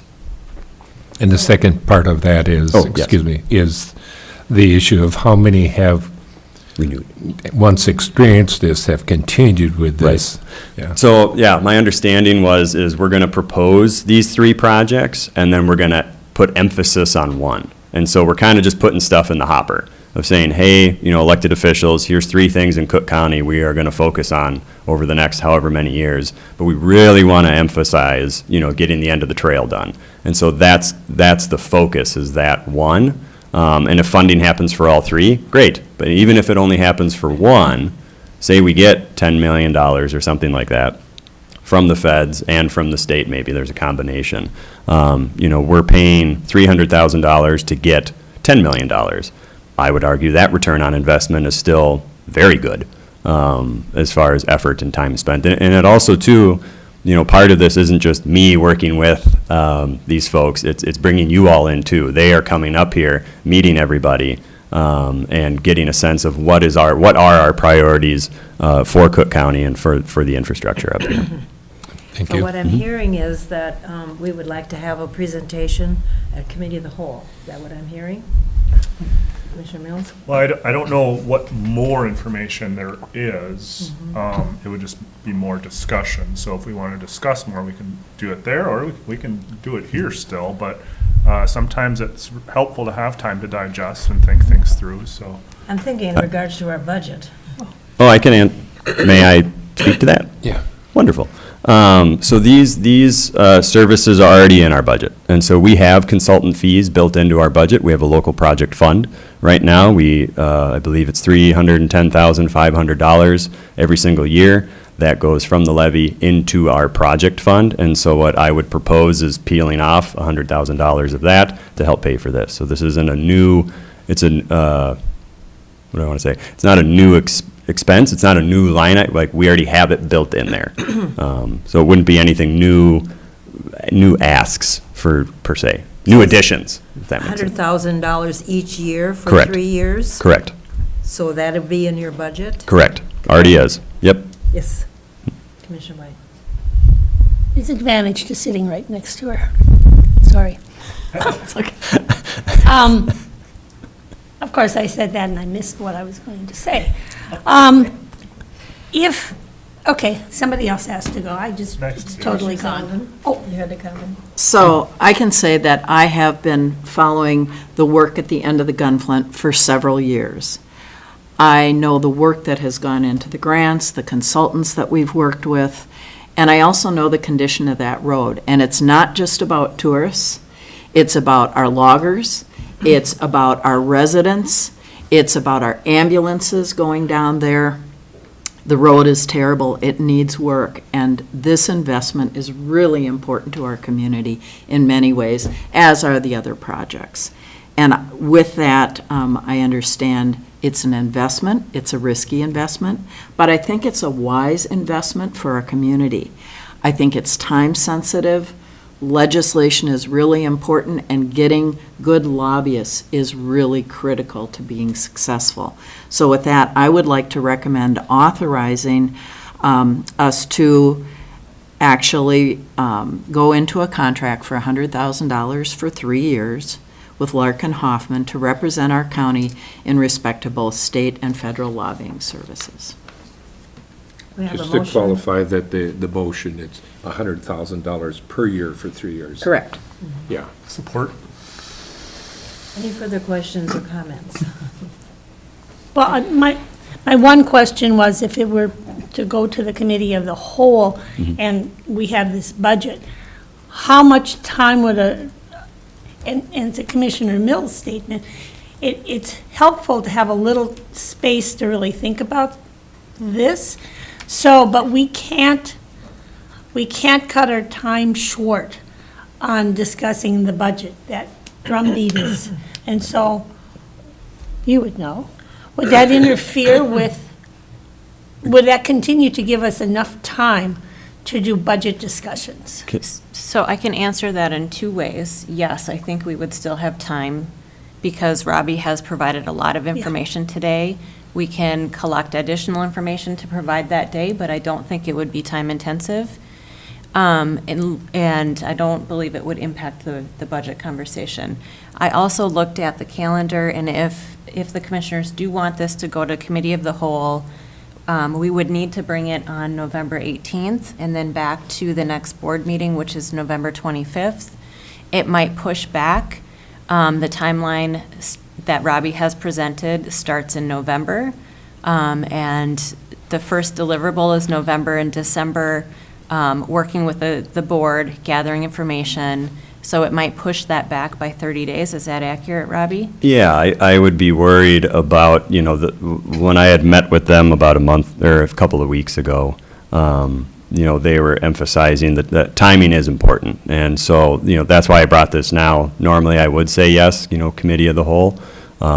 I know there's not one in December. I think what's difficult is I also know in the committee of the whole in November that we are already bringing another thing that is going to be a big topic with our subordinate districts, and that'll be its own conversation. But yeah, I just know getting our foot in early, being first in line, getting this done and settled, and having time to talk to our electeds, and getting them familiar with Cook County. This isn't something that's going to happen overnight. It's going to take time, and I understand the trepidation and, the risk here and what we're talking about. So, obviously, I would prefer if we move forward with it, but. So Commissioner White, we've had a motion and a second. I just have one quick, but I just want to confirm that money, $100,000 a year, is already Yes. in your budget. It's been there, it's not a new item. So Yep, it's there. I'm splitting it off of something else, so yes, Okay, yes. That answers your question. That's what Yes. I was going to say. Yes. The money is already there in yeah. their I account. wanted to make certain it was heard Oh, yeah, everywhere. that's fair. Okay, Commissioner Gamble. Thank you, Madam Chair. Just to clarify that money, though, the origins of that money is that money that is coming from money that is part of the levy that's contributing to that. So Yes. it is levy dollars that Correct. have created that fund, so that should be clarified. Oh, yeah. The other thing I would say is that from the community standpoint, elected officials making informed decisions and having that commitment to be informed is important. This has come to us now with a decision that is a significant decision. All of the things that are driving this recommendation can be validated and certainly are important. So this is a methodology that's come recommendation. I'm uncomfortable with the fact that the timing of it hasn't allowed for establishing the credibility of our being informed as an elective group. That's my position. But in looking at lobbying and when you start and everything and the need to get up and running in order to get in there, the early outreach, key timing strategies, start your lobbying efforts as early as possible and ideally in January. If we're going to be ready for January, we're going to need November, December in order to be able to do that. So in looking at all of these things that, in researching that, the timing is right, the sensitivity is right, it's just the process, I'd be more comfortable had we had more of that discussion. You've been able to answer questions directly and intentionally, so it's not like we're fuzzy here. You're direct in your response. So having said all of that, I support it, but I am uncomfortable that we haven't had more time. I hear you, and this was something too, when it came up, we did put it at the top of our highway committee, and so that was a big reason I brought it here, was I did have a chance to kind of, springboard it there, and so I know Commissioner Sullivan and Commissioner White were part of that conversation, and the general sense from that group was overwhelmingly positive as well, and so that's where I felt comfortable coming straight here, to have this discussion. And again, I don't have time to be fuzzy, if I'm being honest. It's too much to remember sometimes, so. But normally I would wholeheartly agree. Coming to a committee of the whole to chat some more, especially if there was questions I couldn't answer. But I think to your point, I feel like we've covered any questions that have come up. Commissioner Mills? Thank you, Madam Chair, and thank you again, Robbie. Totally. And, huge factor for me is already having that part of our budget. It is Oh, levy yeah. dollars, but just the fact that we're not increasing the budget by $100,000 each, Right. that's a huge factor for me. So thank you for clarifying that. Another question I had earlier, and I think you maybe didn't directly answer it, but we talked about it, and I appreciate all that, is just the role this firm would have versus our other efforts, say at AMC's Transportation Committee. Right. And just what's the best path? How can we best leverage our resources? And so I really appreciate the anecdotes that you shared just about what you saw in action in Washington. And that helps me understand things a lot more too, so thank you. The other thing I just wanted to point out, and I don't need to point it out to you, is that, we've been budgeting for a new position at the Highway Department and new equipment because there are more demands and more roads and more responsibilities. And so we've been trying to plan for that. And Engineer Hass knows exactly how difficult it is to add that into the budget. And so just knowing your awareness of all the challenges that we're facing and your knowledge of the paths forward, I have a lot of trust and faith in your strategy in leveraging our resources. And so after hearing more about the firm and your experiences and the budget impacts, I think it's a really wise move.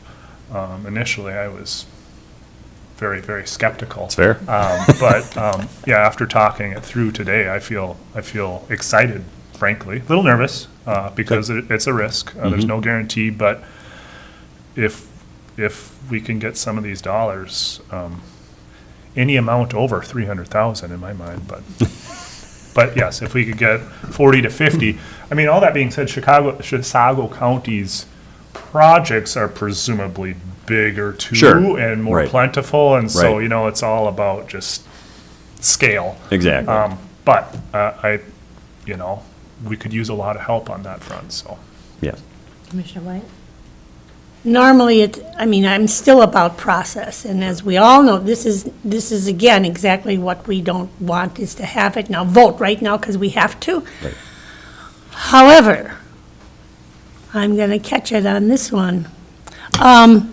Because I have been at the Highway Department where there was full discussion about this and many questions asked.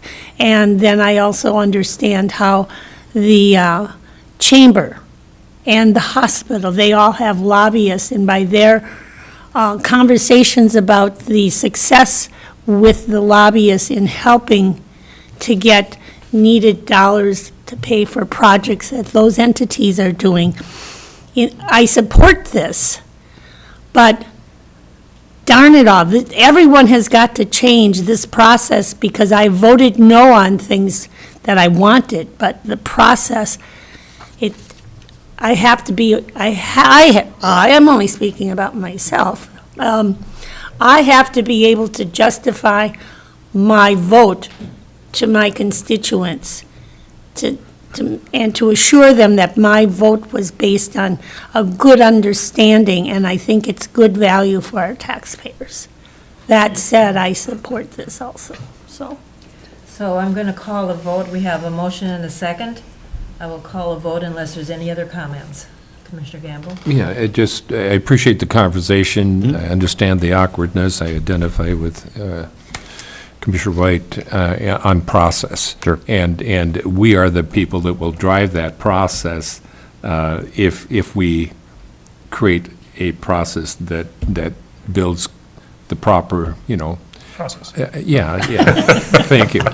And so, but in this discussion, what we have said is we have a challenge. We have a challenge that our highway, department engineer has identified, and how we're going to meet that process, that your experience and interaction with your peers has informed an opportunity for us. The company that we would contract with is highly credible and recognized, so all of the component parts seem to be right. It's just the process is the only element here, and we would just encourage, when these come before us, that we could change the process. Our intent to do that isn't to try to elongate these processes and create problems. It's trying to build integrity and show that we as representatives have the opportunity to be informed to support these decisions, especially when it involves significant taxpayer dollars. So that's the last thing I'd say. So I have a motion and a second. I will ask for a vote. All in favor? Aye. Opposed? Motion carries. Thank you all. I appreciate the conversation. Thank you, too. One statement? One statement, don't do this again. Give us more time. Yes. At least 3 years. Yeah, 3. No, I mean, just, Yeah, I appreciate it. If you can just imagine water flow trying to go through a narrow culvert, it creates too much, yeah. Yeah. Thank you all.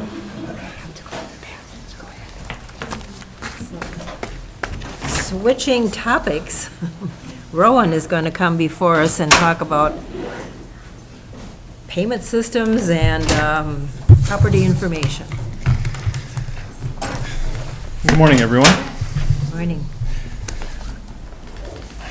Madam Chair, Commissioners, as the information included in the board packet states, today we have a recommendation from several departments, MIS, Land Services, the Assessors, the Auditors, and the Recorder's Office are all recommending a transition from our existing property inquiry and tax payment system to the Beacon property information and tax payment system as outlined in the included three-year service agreement.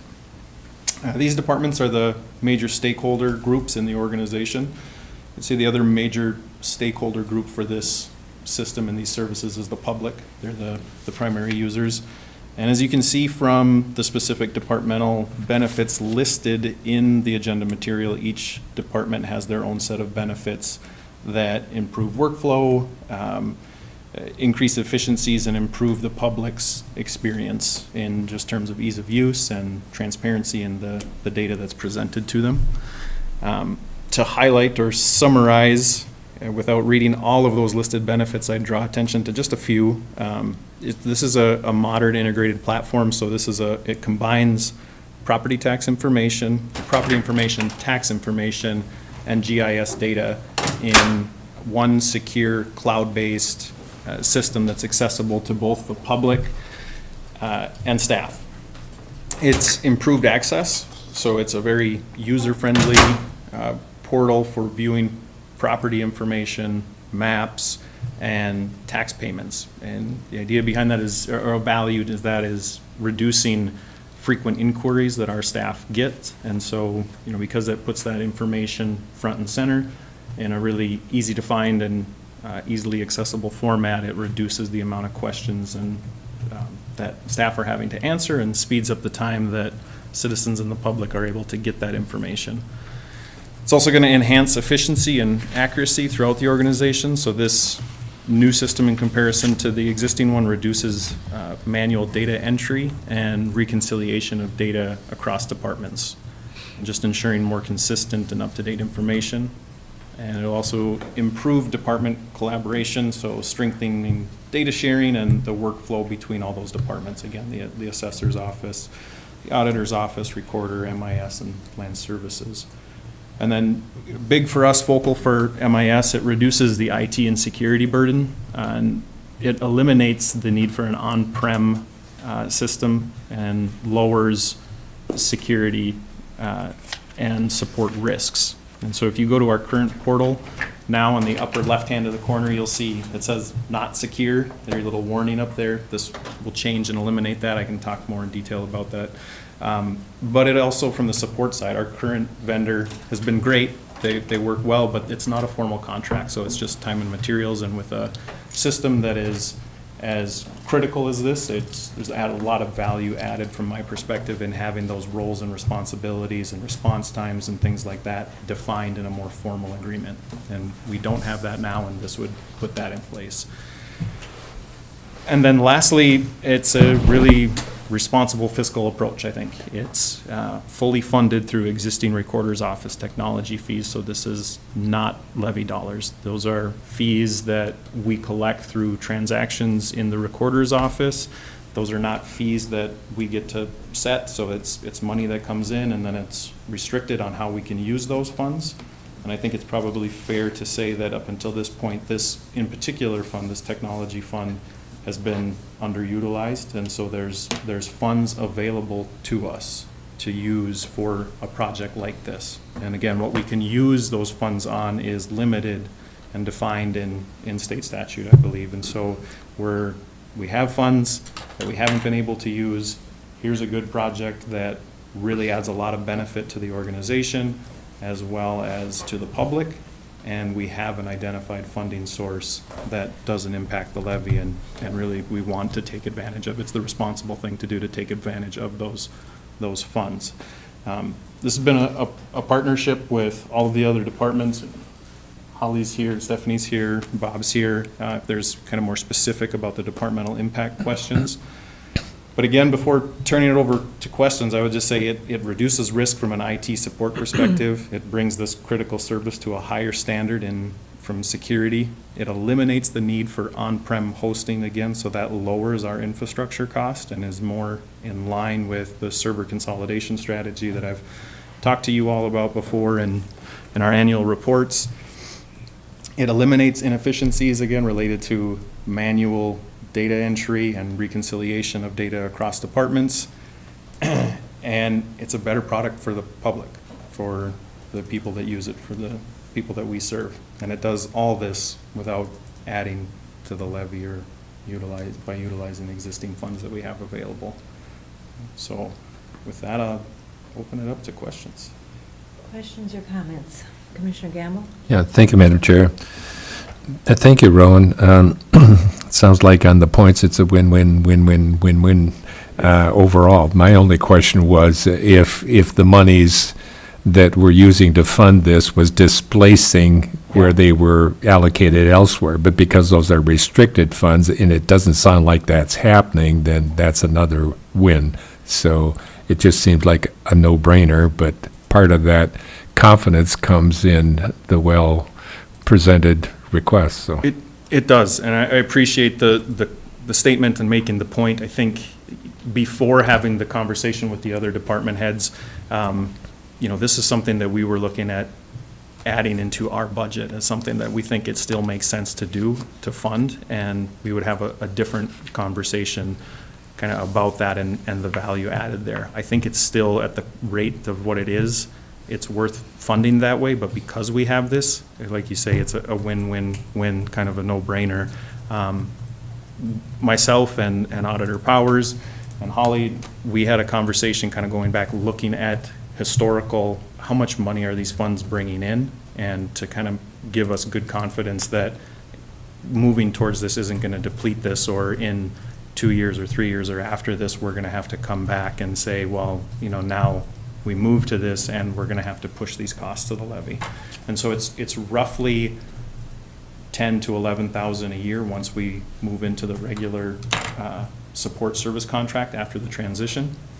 And Brady or Holly can correct me if I'm wrong here, but I think the numbers that we looked at over the last several years, going back maybe 5 or 6 years, ranged between bringing in 22 to 18,000. And so we felt pretty confident that, we would have to lose more than half of the fees that are coming in to this fund for it to really get to the point where we need to start looking at other funding sources to fund this new project, this system. Yeah, and we're over 250,000 currently, so. Right, so the fund has. Thank you, Madam Chair. I just want to just support what Rowan has stated today. I fully support this project. I think it will help us, like he mentioned, from a security standpoint as well as a process standpoint. Thank you. Okay. Commissioner Mills? I just took a little bit of time to play around with other counties that have it, and I'll have to relearn things, right? It's very similar, and I'm happy with the other system, but hearing staff want to change, I get it, so I appreciate that. One of the fun items that another, I guess this is Sherburne County included, was a child care finder on their mapping, or ditching, or noxious weeds and all that. So Yeah. there's always great opportunities with better technology, and just really appreciate your responsiveness here. I appreciate it, and I think, your comments highlight a nice other point about moving to this system, that it positions us well to add on other features and services within this platform going forward. And so that's a lot of the conversations that we had, that this, initial move to this system is kind of the basics to get us into this new system, but it puts us in a position going forward to have conversations about, does it make sense? Is there added value in doing something like that? And we have such a wealth of GIS data and map data and information that we can leverage in those ways, that this could be a really great format, public-facing format to roll those types of things into. And so it puts us in a position to be able to better do that and better leverage the existing GIS data sets that we already have. Commissioner Gamble. Thank you, Madam Chair. Make a motion to approve the 3-year professional services agreement with Schneider Geospatial LLC for the beacon services that include the development of a publicly accessible web-based property information portal featuring land assessment, taxation, CAMA, and digital map data utilizing existing real estate and GIS data sets. It'd be nice if we could actually take motions like that and make them simpler. Support. There's a motion and a second. Any further questions or comments? All in favor? Aye. Aye. Opposed, Thank you for your same work. sign. Thank you very much. Passes unanimously. Thank you for all of your work, working together. Thank you. All righty. Now, we have another implementation in the recorder's office we want to hear about. Welcome, Holly, and your assistant. Good morning. Thank you, Madam Chair. Good morning, board members. So we are here today to request your approval for the Recorder's Office to move forward with the implementation of electronic recording, also known as eRecording.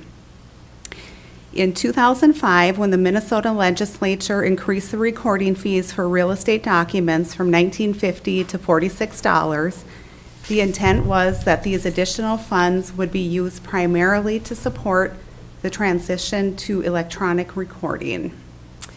Then in 2008, pursuant to Minnesota Statute 507.0945, the legislature established standards to implement the electronic recording of land records statewide. Currently, Cook County remains the only county in Minnesota that has not yet implemented e-recording. Implementing e-recording will provide numerous benefits for both the county and our constituents. It'll reduce paper usage, mailing costs, counter fees, staff time, enables electronic payment of recording fees, shorten the gap between the closing and recording dates, provides rapid notice of rejected documents, eliminates the risk of lost documents during the recording process, and these are just to name a few. The way the process works is an e-document submitter, such as a title company, real estate attorney, or financial institution, uploads their documents through a trusted submitter, who then securely transmits them to the county for recording. It's important to note that we will continue to accept paper documents at the counter and by mail. E-recording simply adds an additional, more efficient option for document submission. There is no ongoing cost to the county for this service, only a one-time setup fee of $2,600, which we already have an account in place for this. It will not affect our budget. We receive several calls each month from companies asking how they can submit documents electronically, because e-recording has become the standard practice across Minnesota. Many organizations now rely exclusively on this method. We believe implementing e-recording will be a welcome and much-needed improvement for both the public and our office operations. And I'll open it for any questions that you might have. Thank you. Could you describe to the public exactly what kind of documents do you provide? Like titles? Do you do birth certificates? We do any real estate document recordings, and then we also do vital records, but the vital records will be separate from this e-recording. But we do birth certificates, death certificates, we process marriage licenses, deed records as far as deeds, mortgages, liens, satisfactions, those types of Quite documents. a wide gambit there. Yes. Questions or comments? Commissioner Sullivan. Thank you very much, Madam Chair. Holly and Stephanie, I'd just like to thank you so much for bringing this forward. Oftentimes, we're really proud when Cook County is a little bit different than other counties, but I am really excited after a couple of decades that this is happening. And so I want to thank you for, again, bringing this forward and helping us enter the electronic age. Commissioner Gamble. Yeah. Yeah, thank you. I had a question in the proposal that's before us. It says that reduce costs. I'm just wondering if you've actually looked at that from the standpoint of any projection of what that might actually look like. There's the convenience element, there's coming online with what the standard is, but then when the comment as to reduce costs, I'm just wondering if there's any projection and how that translates. As far as numbers go, I don't have any numbers, but it'll reduce postage. We won't be mailing big packets back to our constituents. It's going to reduce time because we're not going to be scanning all these big documents that come into our office, different things like that. Okay, thank you. Thank you, Holly, for bringing this forward. Just looking at the map that's in our packet, we've got Cook County with nothing, and then what would that be? 84 counties with no deeds, and then there's 2 counties with deeds enabled. And I don't know enough to know what we want to do or what we're going to do. Are we going to have deeds enabled or are we not? Or okay. We are planning to do all documents. Okay. Yes. We figured if we're going to. So we'll still stand out. If we're going to do it, we want to go all in and Yes. do Yeah. everything. Mm-hmm. Thank you. Thank you. Any further comments or questions? Commissioner Sullivan? Madam Chair, I'd like to make a motion to request resolution approval for implementing e-recording in Cook County. Support.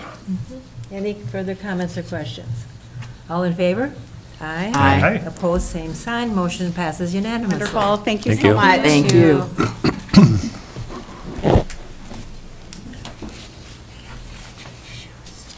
Human Resources. We have Allison Plummer coming before us with a job description and a grade update information. Good morning. Good morning. So today on the agenda, I do have an updated job description along with an increased job grade to present to you. So we are not in a normal ongoing maintenance cycle. However, there are instances in which potentially a job description, a current employee has taken on new roles, responsibilities, and tasks, and the job description should be updated to reflect that and go through that typical review process with DDA. And so this is an example of that, where the land services technician responsibilities, tasks has changed since the last time it went through the job description review process, which was early 2024. I worked with the current incumbent along with the land services director to revise and update that job description. We sent it to DDA to go through that review process, and therefore attached to the agenda item is that revised description. And in reviewing the job grade after the updates have been made, that job has been scored looking at an increase in the current job grade from a 140 to a 150. Any questions or comments? I'd like to make a Commissioner Mills. motion to approve the job description and job grade as presented. Support. Any further questions or comments? Commissioner Gamble? Yeah, thank you, Madam Chair. Allison, since I since my first term in the Personnel Committee and how the Personnel Committee operated back then, and a clear understanding of our system for grading and determining jobs and scoring and therefore wage. And since I've been a commissioner this term, there's been an awful lot of activity in this particular area. And the departure from the internal evaluation and the participation as opposed to recommendations that's coming from an outside source, I've been uncomfortable with it, and the decisions that drive these decisions that drive everything up. You said the last time we looked at this is 2024, and we're in 2025. And if we continue on this scale annually, that I think that it's good to evaluate to make sure that people, as job description as far as expectations, especially when people come in, they know what our expectations are, that is well informed, and that comes through discussions with department heads. But this is a cyclical thing that if we look at it from a budget standpoint, it certainly is accelerating our costs relative to personnel. And in doing some comparison things, just knowing where we're at, it just seems like we're more open-ended than the responsibility that comes in making sure that we're rightly positioned relative to where we are as a county. So we've had a lot of these come before us, and we're revisiting it. You know, if the last time it was looked at as 2024, now it's 2025. There are a lot of things that we should be looking at here that fall into the area of human resource, and in our evaluations, in our equipping our staff, in exit interviews. I mean, there's just a lot of things that would help to contribute to a culture in a workplace that don't necessarily have to translate to this. So that's just my comment. So. Can I add a comment to that? Sure. I think, yes, in doing our due diligence and working with staff to ensure that their job descriptions are accurate and up to date, yeah, there are going to be instances where sometimes that does change the rating and the ranking, and subsequently a change in the job grade for the descriptions. And that's something we don't know up front. I mean, I think we're doing our due diligence to make sure that we progressively evolve and update those descriptions, I think, in a fairness to those employees, which I think then contributes to the positive culture that we are also working towards. So, yeah, unfortunately, I completely understand your point about the budgetary impacts, and that is something to be mindful of. But sometimes just doing the part of us to keep those job classifications and descriptions updated, we do have that kind of consequence afterwards. It is minute, kind of when you look at what the changes as well. I just want to put that in, that it doesn't necessarily equate to hundreds or thousands of dollars. I mean, in some sense, it could be 50 cents or more, and I understand that adds up over time. But it's also important to be fair and consistent with all employees, and to make sure that everyone goes through, is afforded the same process, and the third party is more equipped, more experienced in the processes of understanding the comparable counties that were used in the initial compensation study. And I know you've had questions about those, that process.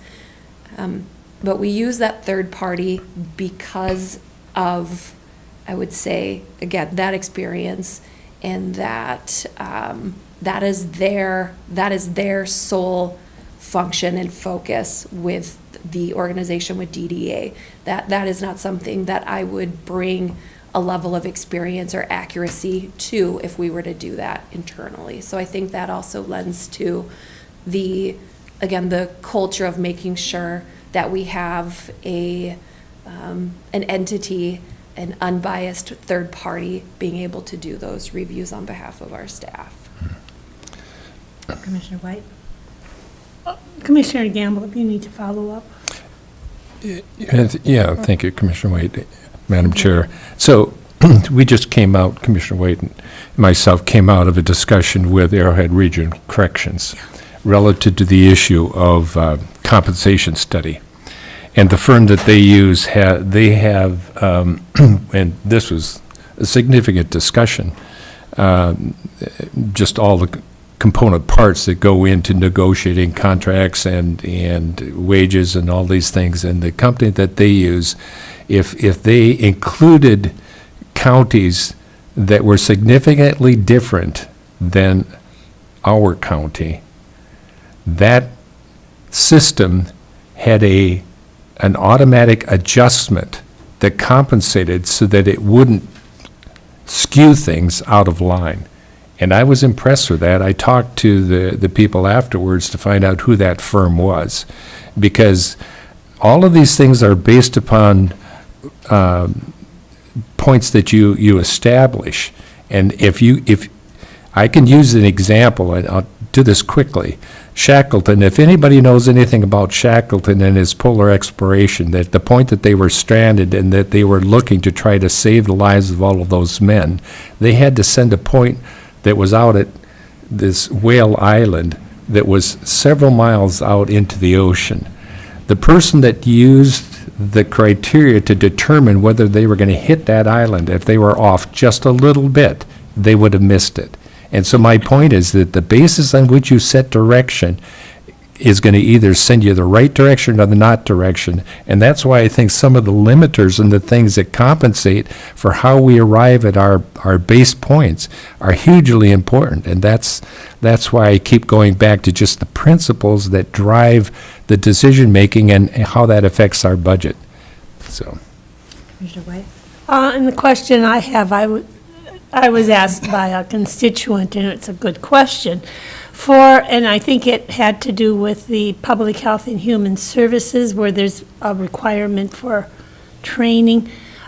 When we hire someone, and if they are not qualified for the job in that they don't have the required licensure or numbers of amount of time spent in the field to be able to do the job, and we hire them, are they hired at a lower hourly per hour amount per hour, or do they start at the full amount?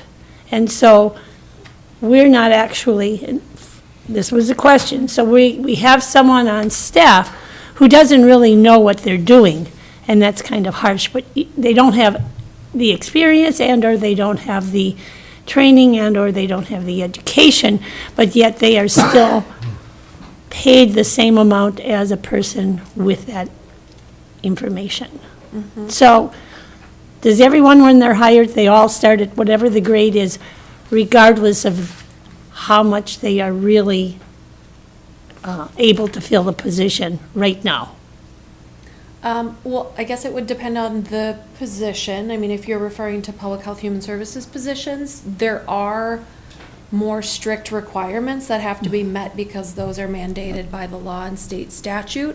So typically, if someone does not meet the minimum qualifications, they would start at a lower step. So if you take a look at our pay table, we do have what's called a step 0. Most often, we kind of ignore that column, except for rare instances where someone is coming in more of like a trainee status, and that would be the situation where someone has not met the minimum requirements for the job, like say they're working towards a bachelor's degree, they have not yet obtained it. We've done that for the highway department, where someone is still going through their CDL training, and they have an expected date to actually take the final exam, in which then they will have that certification that's required, that we will often then start someone off at that step 0. Otherwise, most often, individuals that meet those minimum requirements, again, very dependent on the job and the department, will start at least what we call a step 1 on our pay table. And for those individuals that come in kind of with much more experience, education, that's when we look at starting them at a higher step for what they can already bring into the job. Okay, that explains it. Thank you. Administrator Trouble. Thank you. And I can also add that since my time here, I've also been asking Allison to provide information to me as new hires come in so that I can review and make sure that what we're offering them is equitable to their experience and expertise, and also equitable in terms of other people within their department. So we do have a screening process for that. I also want to touch on hiring people who are not qualified for the role or for the work. Our goal is to hire people that are qualified for the role and the work. And so if we have someone who doesn't have the necessary qualifications, like Allison had mentioned, we would ensure that they take the training courses that are necessary to get them into being within, have the qualifications for that role. So I just want to make sure that the public hears that, so that we are clear that we are only bringing people on board who have the skills to do the work. So we have a motion and a second. Any further questions or comments? All in favor? Aye. Opposed, same sign. Motion passes unanimously. Thank you so much, Allison. Just a reminder, we're moving the board closed meeting after Brady's discussion with us. So move on, Brady, with cash availability review. Thank you, Madam Chair. I just wanted to bring this up. It's been a while. New commissioners, although Gary has heard this in some fashion before. So this is a review of some county funds that are restricted by the state as to the use, and then I give you the current balance in those funds. Now, the first type of restricted revenues here are the tax forfeit funds. When these funds are exhausted, this is probably the end of those funds because of a new state law that requires that we can recover taxes that were owed on forfeited properties and any costs that we've had to deal with those properties, et cetera, and the cost of the sale, et cetera. But other than that, the excess money goes back to the property owner. So the three types here are these are all laid out in statute as to the percentage that you could use these funds. First, it goes to the cost of the sale, the cost of any bringing the property, if you have a building or something, up to saleable. And you can put some into what's called an unorganized fund. This is unorganized area, the portion of which would have accrued to a township, but where we don't have a township where it's located. Now, these funds, we've used them in the past for things like the Northern Lights Search and Rescue Unit up the trail, purchasing land from Headstrom Lumber, things like that. It's a fairly small fund, and the balance right now as of September is $29,832. Then we have the forest development funds. This is something where up to 30% of the funds could be used for forest development on tax forfeited land and dedicated memorial forests to be expended under the supervision of the county board. Well, we don't have forests that we manage, and so we've used other uses as close to this as we could find for the land. We used to have to go through the Department of Revenue and ask them, can we use this for these purposes? Ted Mershon did that a lot back when we had a lot of these funds in the early 2000s. The law changed since then, and they got tired of making those decisions, and they moved it back to the county board to make the best judgment they can, even though we don't have forests to manage.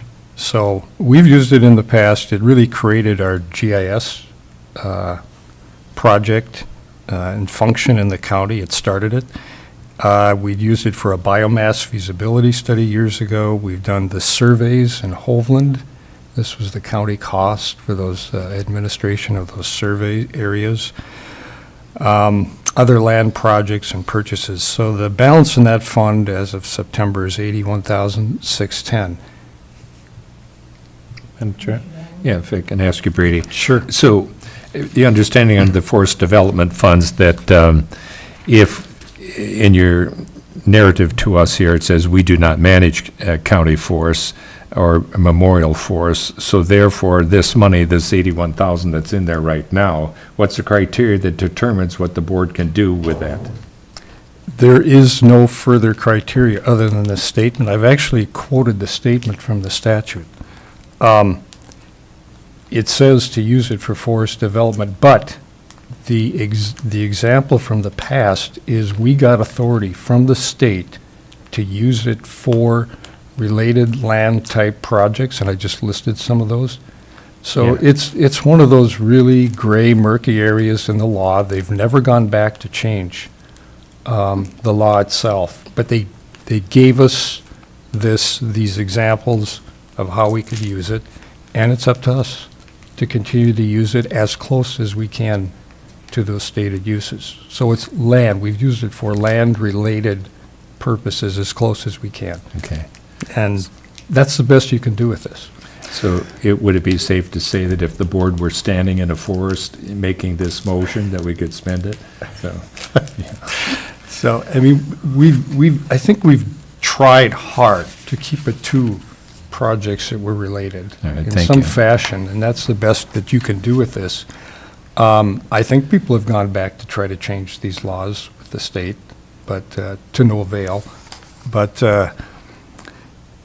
one example of what you might use it for now is that we will run out of our administrative fundings for Firewise in about the next 3 to 4 months. And that's because we've been using the federal Title III funds for a number of years. We typically collect anywhere from 25 to 30, 35 even. Many years in the past, it's gone down recently. This year, we received 11,000. And that's gone to fund the Fireways Coordinator position and things like the pit maintenance, which fits the Fireways purpose of Title III funding. But an alternative, and I think it fits as well as anything we can find, the purpose of this statute, we could use those funds next year as needed. Would get us through a year or two, for example. yeah. Madam Chair, as a follow-up to that, in previous budgeting, in my previous term, they asked the question, are there any pockets of money that we might be able to use? That's why I brought it, yes. And so I appreciate the information, and if, as we go through this continuing budget process, if you can remind us when we get into areas, Yes. that's helpful. Thank you. And then the third area here is county parks or recreation areas. So the statute says the county board may annually by resolution set aside no more than 20%, this is of tax forfeit receipts, remaining to be used for acquisition and maintenance of county parks or recreation areas, and then defined in statute further to be expended under the supervision of the county board. So these have been used, I should come back if you want to know specific projects. I mean, this goes back many decades of parks and recreation uses throughout the county. And the way the board has used this is in conjunction with the next one, which is the state in lieu of taxes. There's 35,000 in our state in lieu. We get over 400,000 now. There's 35,000 that is to be distributed to the general fund for any purpose. That's the statement in the statute. Well, the county board, since that started, they've used this without a stated policy, but they've used this in conjunction with the tax forfeited Parks and Rec money. In fact, it goes into the same department going back about 4 decades, to be used and commingled with the tax forfeit funds in Department 523. And that combined balance right now is $172,655.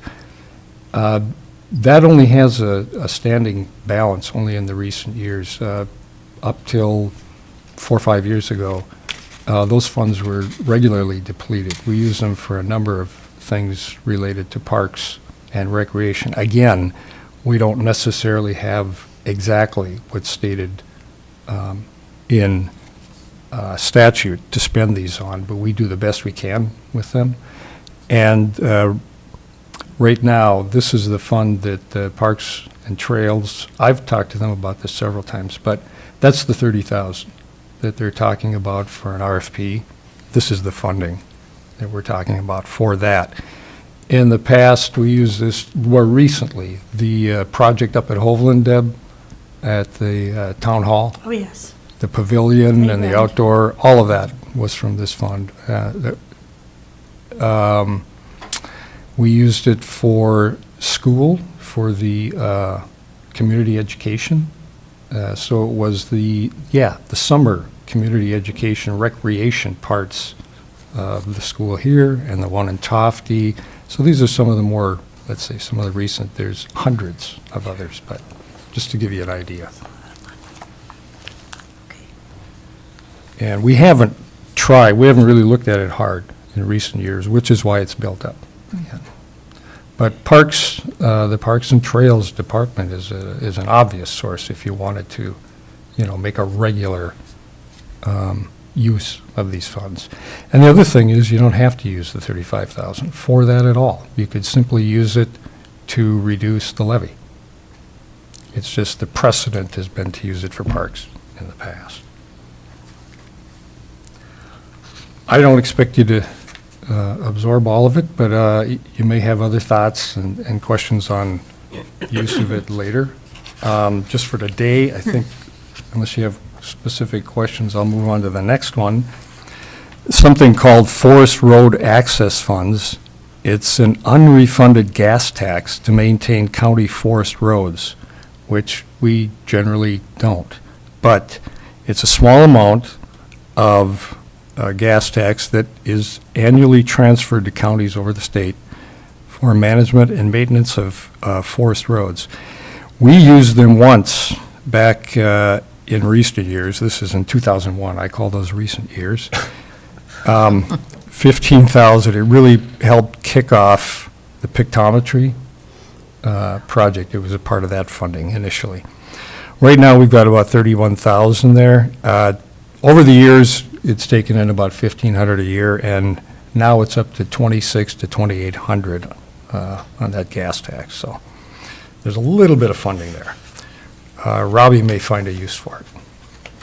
So, and the last one is something called the Environmental Trust Fund. This was a one-time event. Our land commissioner at the time, Ted Mershon, did a land exchange with the state and then sold these lakeshore properties under this specific statute, where they said you cannot spend the principal, so that is in a permanent fund. You'll find that every year in our audit. It can't be touched, but it earns revenue, interest, and it's based on what we earn every year. So we allocate a portion of that to that, and those funds can be spent for environmental purposes and improvement of natural resources. Again, there's a lot of leeway as to how to use that. We've used them kind of sparingly. We created a geologic atlas of Cook County. We here did not, but it was through, I think that was through our GIS program. We've used it for emergency signage in the forest areas and geographic location coordinates along forest trails, a county septic system, management equipment, and other land purchases that I would have to research to tell you what those were about. Anyway, that fund has $379,012, and we should talk with our soil and water and our environmental health and, anything environmental related. As all of these, when you ask, geez, are we crossing a line? We've not been looked at by any state agency for any of these funding, but it's part of the job of the auditor. It could be the state auditor that looked at these over the many decades, and now we've got Redpath doing it. It's their job to look and see, but if there was something, let's say, very amiss, because they generally don't have the time to go into these kind of policy details, but if they saw something, that's where you would typically see it, unless one of these state agencies decided to go out and do their own audits. So you're really basically on your own. It's kind of an honor system. And I think we've tried to meet that as well as we could over the years, so.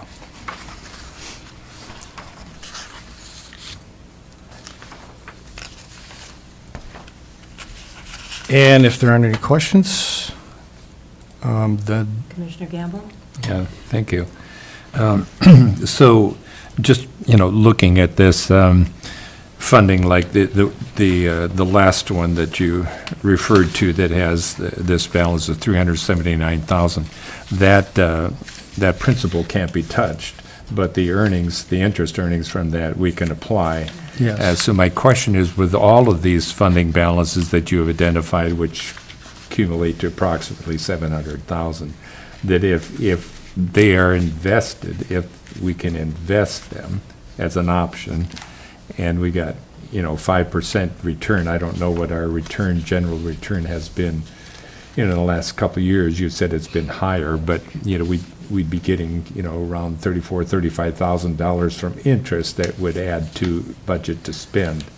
Yeah, and we have to accumulate interest on this, and this one in particular has increased a lot in the last few years because of those interest rates. Yeah. And you don't have to, invest long-term to get good interest rates. For about 2 or 3 years, our interest was 5.5% to even up to 6%. So that one in particular has taken a big jump because of the size of that principal and the interest. The interest itself, that fund earns interest, so. Yeah. The other thing under the county parks and recreation, under the state statute that is listed there, that state statute said that key provisions of that statute, one is on planning, on the recreation side, counties conduct surveys to determine park needs and develop general plans for a county park system. If you were to take 20% of that, which is allowable, you'd be looking at $5,966 that could be used, actually. Yeah, the 20% is how the original money from a forfeit sale. So first it goes to the cost of the sale, goes to the land commissioner, and then you can put 30% into the timber of that balance, 20%, up to 20% into parks, and now you're down to 50% of it, and then it goes 40% to the county directly, 40% to the school, and then 20% can go to a town or a city or an organized, wherever that land is located. Yeah. So that's how it's been split up. Yeah. And so all of that is part of the 20%. Okay. So it's all available. But again, under the provisions of the statute, that it could be used to basically to conduct a survey. Yeah. Sure. Thank you.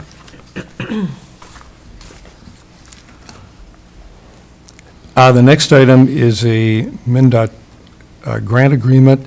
So this is for the work on the Taxilane.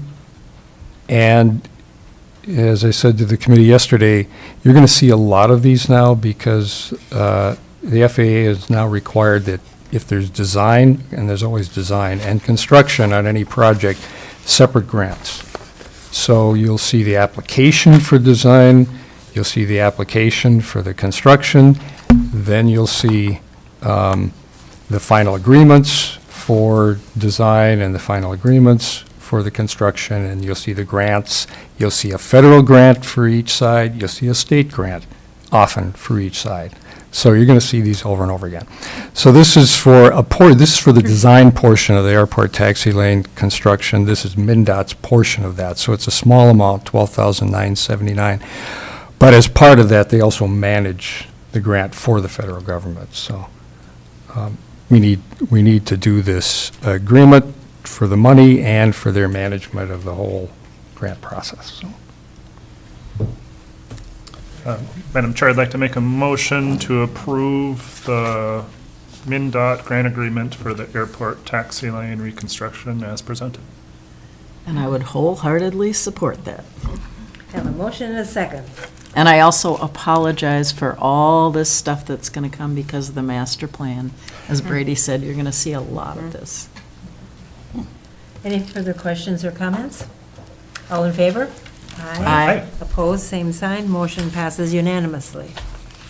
And the Last last item? one just came up. This was kind of a timing issue for fees, and this is for low,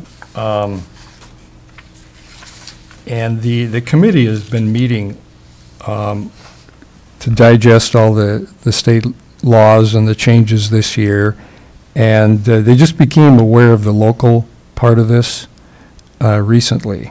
And the statute says they're starting to approve some of these businesses, including these low hemp, low potency now, and when they approve them, meaning license them, they then have to register with the county. And they have to stop selling if they don't also register with the county. So we have to be ready for them to register, and it could happen any day. We just have a few of these that are already selling. These are the businesses we're concerned about that are already selling right now, and so that they're able to continue doing that. And so this is just to set a public hearing to consider the fee charges, and the maximum fee you can charge for these low potency retailers is $125, and the recommendation of the committee is that we set that for $125, but we have to have a public hearing first. So I think we could, if we get that into the newspaper quickly, we can do that in November. Do you have a recommendation? Well, I don't know if they'll accept it today, but if I can get an ad in today, we might get it this week, and you have to give 10 days. Otherwise, it's safer to set it for the 28th of November. So our next meeting would be November 12th. Yeah, so it would be the 26th then, 12th, 19th, 26th, yeah. I believe there's 20 businesses currently selling low potency in Cook County. How many in the city, do you have a list? How many in the city and how many? I'm just looking at the state's map, Yeah. but in the city is 4. Why is it?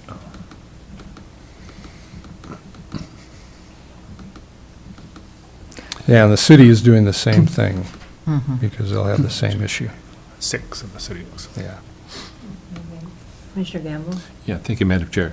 So we're talking posting in the News Herald, Yeah. and I think you could do that if we approve that. So if we do it and it means it's going to be posted this week, we could have it for, November 12th. yeah, so Yeah, I we would can make try a that. motion, Yeah. I'd make a motion predicated on the fact that it gets posted, but it's Tuesday, that it be, and at what time? By 5, I believe. I'd say for the public hearing? Yeah. Wednesday. Oh, Because of Veterans Day. Oh, Veterans Day. I know that's the case for like news and media releases. Yeah, I'm not sure right now. yeah. I would say Let's try it, and then if it isn't, we'll come back and.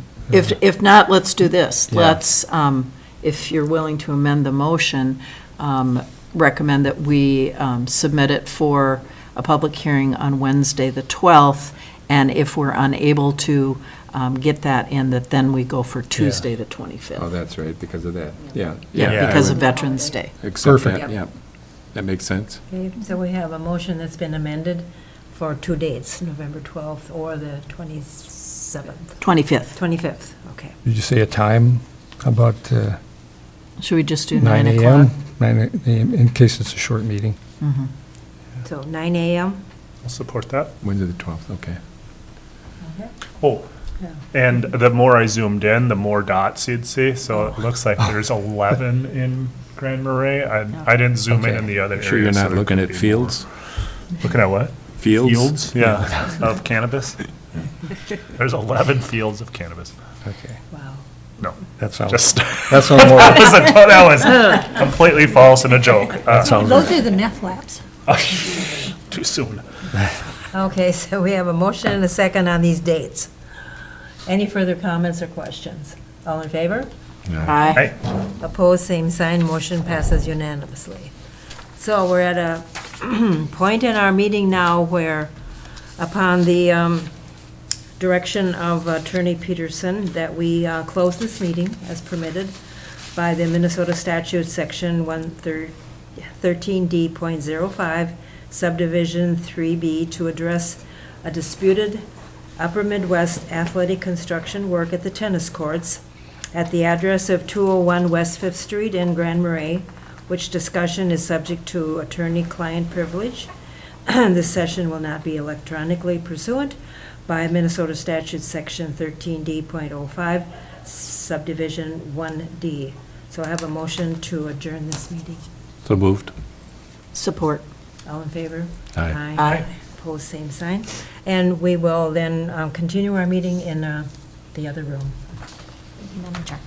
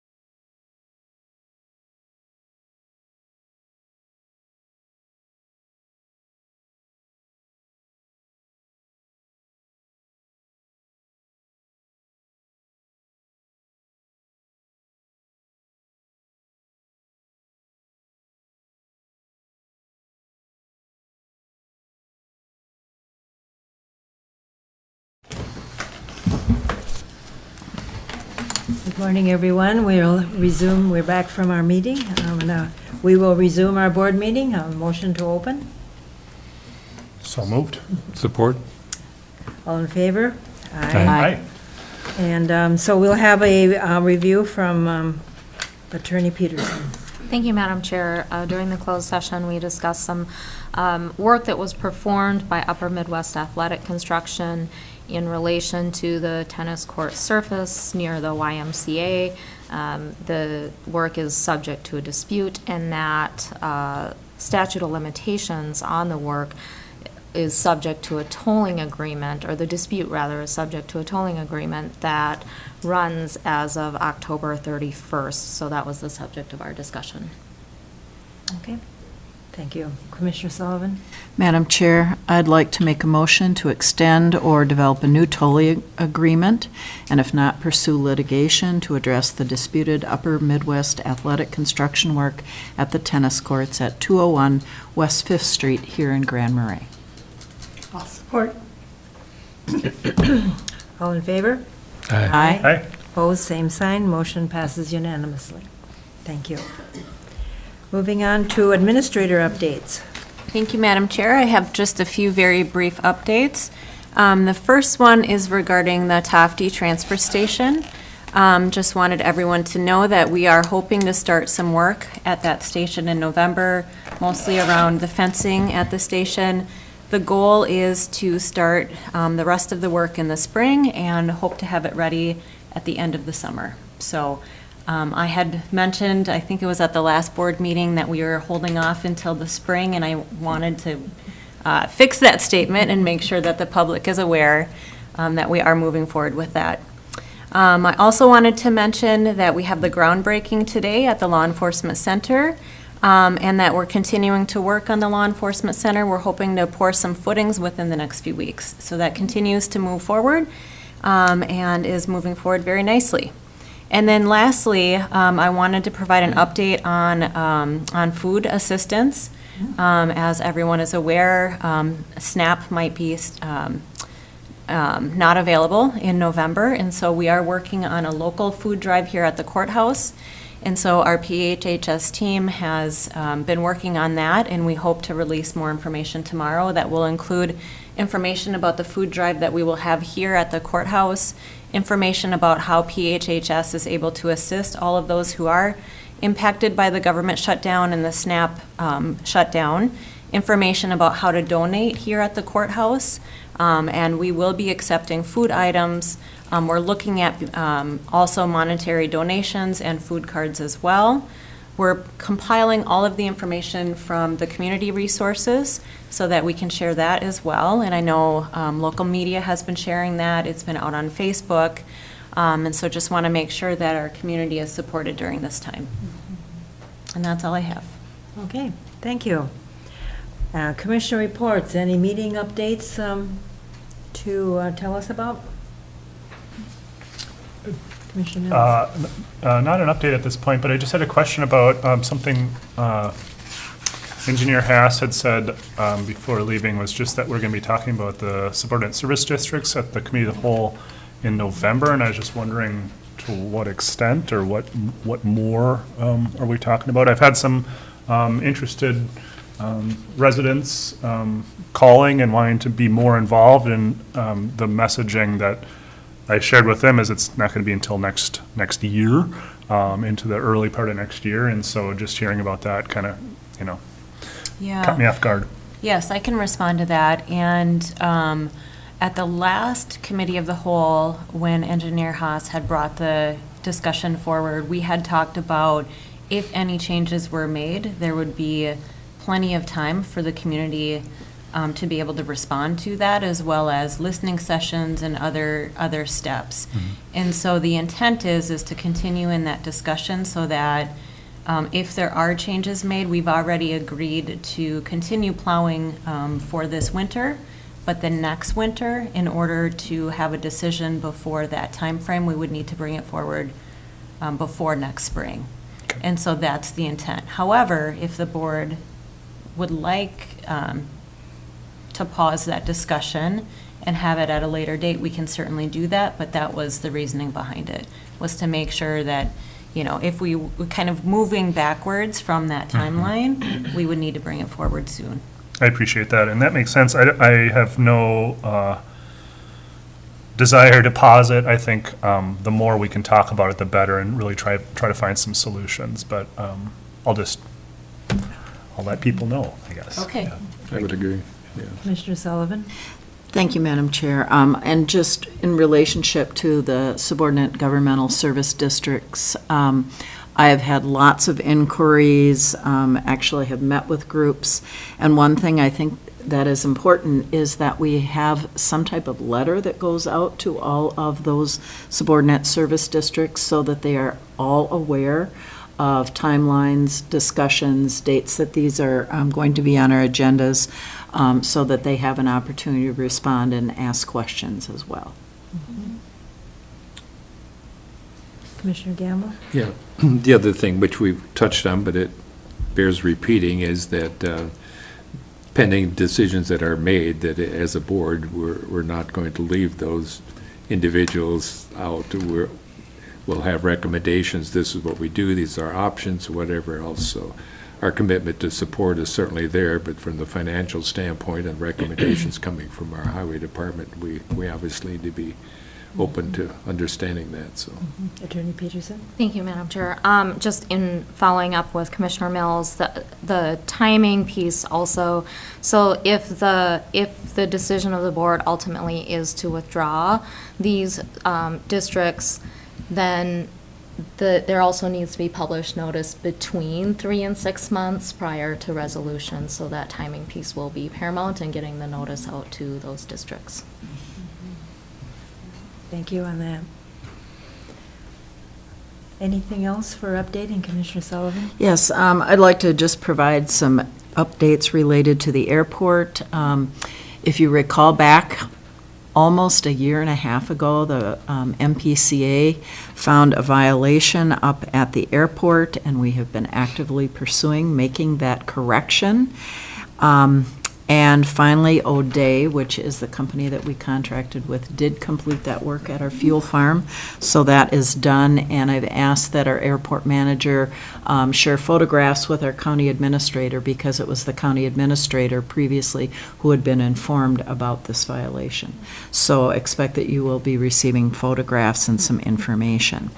Also, our full master plan is in the hands of all of you. That was distributed at committee of the whole, so I apologize for the length of that document, over 450 pages, but it is important that we have that information, that it's available to the public as well. And then related to the airport, there will be a needed change on their web page that they have on our county website.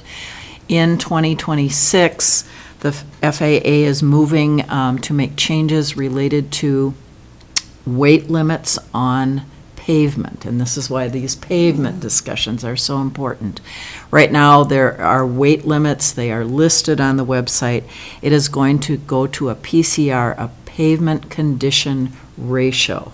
Don't ask me the science behind that, but we will be having to change what is on our webpage for the airport in 2026. So we are working with RSNH to get the correct language, and then we'll provide that. So our website is updated. Also, number of us were in Duluth last week for both the Tribal Forum, that's a statewide forum, that is run through AMC, and also our district meetings. We have received a lot of updates and summaries that are on the AMC website, so if you were not in attendance, I would strongly encourage you to look at slides and look at all the information that is there. And lastly, speaking of AMC, they had a webinar last week related to SNAP, and also other impacts of federal budget reductions.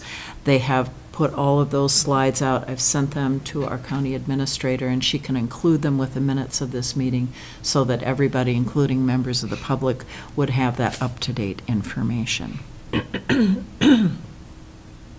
Lastly, the Seagull SAG Area Property Owners Association has been very concerned about a permit that they have with North Shore Waste and how they pick up their waste, and primarily the road that goes into the area where they pick up their waste, up the Gunflint Trail, towards the very end. And so last Thursday, there was a meeting held with all the parties, with the exception of the U.S. Forest Service, because the land specialist that we normally work with is on furlough.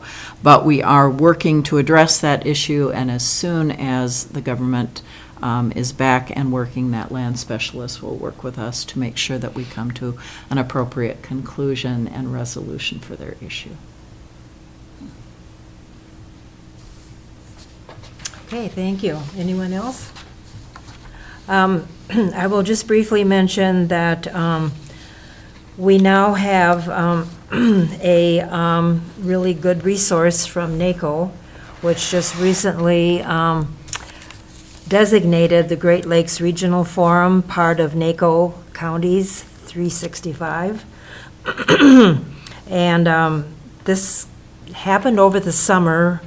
There was a Zoom meeting this past week, and the reason that they're forming this group is out of concern for our Great Lakes. And in fact, what are the needs for the data centers, which now we already know that there's one proposed for Duluth, mineral mining and agriculture in the Great Lakes Basin. So I'll be joining them over the next few months just to see if this is something that we really want to be concerned about, and that I would officially join in the future. But right now, I'll just see where they're going to go with all of that. I'm also a part of the North Shore Climate Resilience Committee also. So putting those two together, I think, is an important topic to keep track of. Commissioner Sullivan? And just, I really appreciate you getting engaged with that, because AMC is also combining our Natural Resources and Environment Policy Committee and the General Government Committee to look specifically at amendments for our legislative priorities related to data centers, nuclear energy, and solid waste management districts. So it really ties in that with very nicely, so let's keep in close contact on that. Yeah, thank you. And just a reminder, next Thursday, November 6th, we have our legislative meeting up at Charlie's, starting at noon. Those of you that were with us at the district meeting know some of the priorities that I read. But in the meantime, if you think of other things, let our administrator know, or myself, and I'll be meeting Administrator Treble, and I'll be meeting with Linda to get this all organized in terms of how we're going to approach Hochschild and Representative Scrava, so that we have our little bit of time that we can present these things. So get those requests to us, and we'll be meeting shortly to get this, that particular day organized. Anything else for committees? I'll move on then. Just a reminder to us and to the public that our next meeting day is a little bit off, because Veterans Day is on a Tuesday, which would have been our normal day. So we are going to be meeting on Wednesday, November 12th, be our next board meeting. And with no other business, a reminder, we're going up to the LEC for a little ceremony there, and I will have, there's no other business, so I'll have a motion to adjourn. So moved. Support. All in favor? Aye. Opposed, same sign. Thank you, everyone.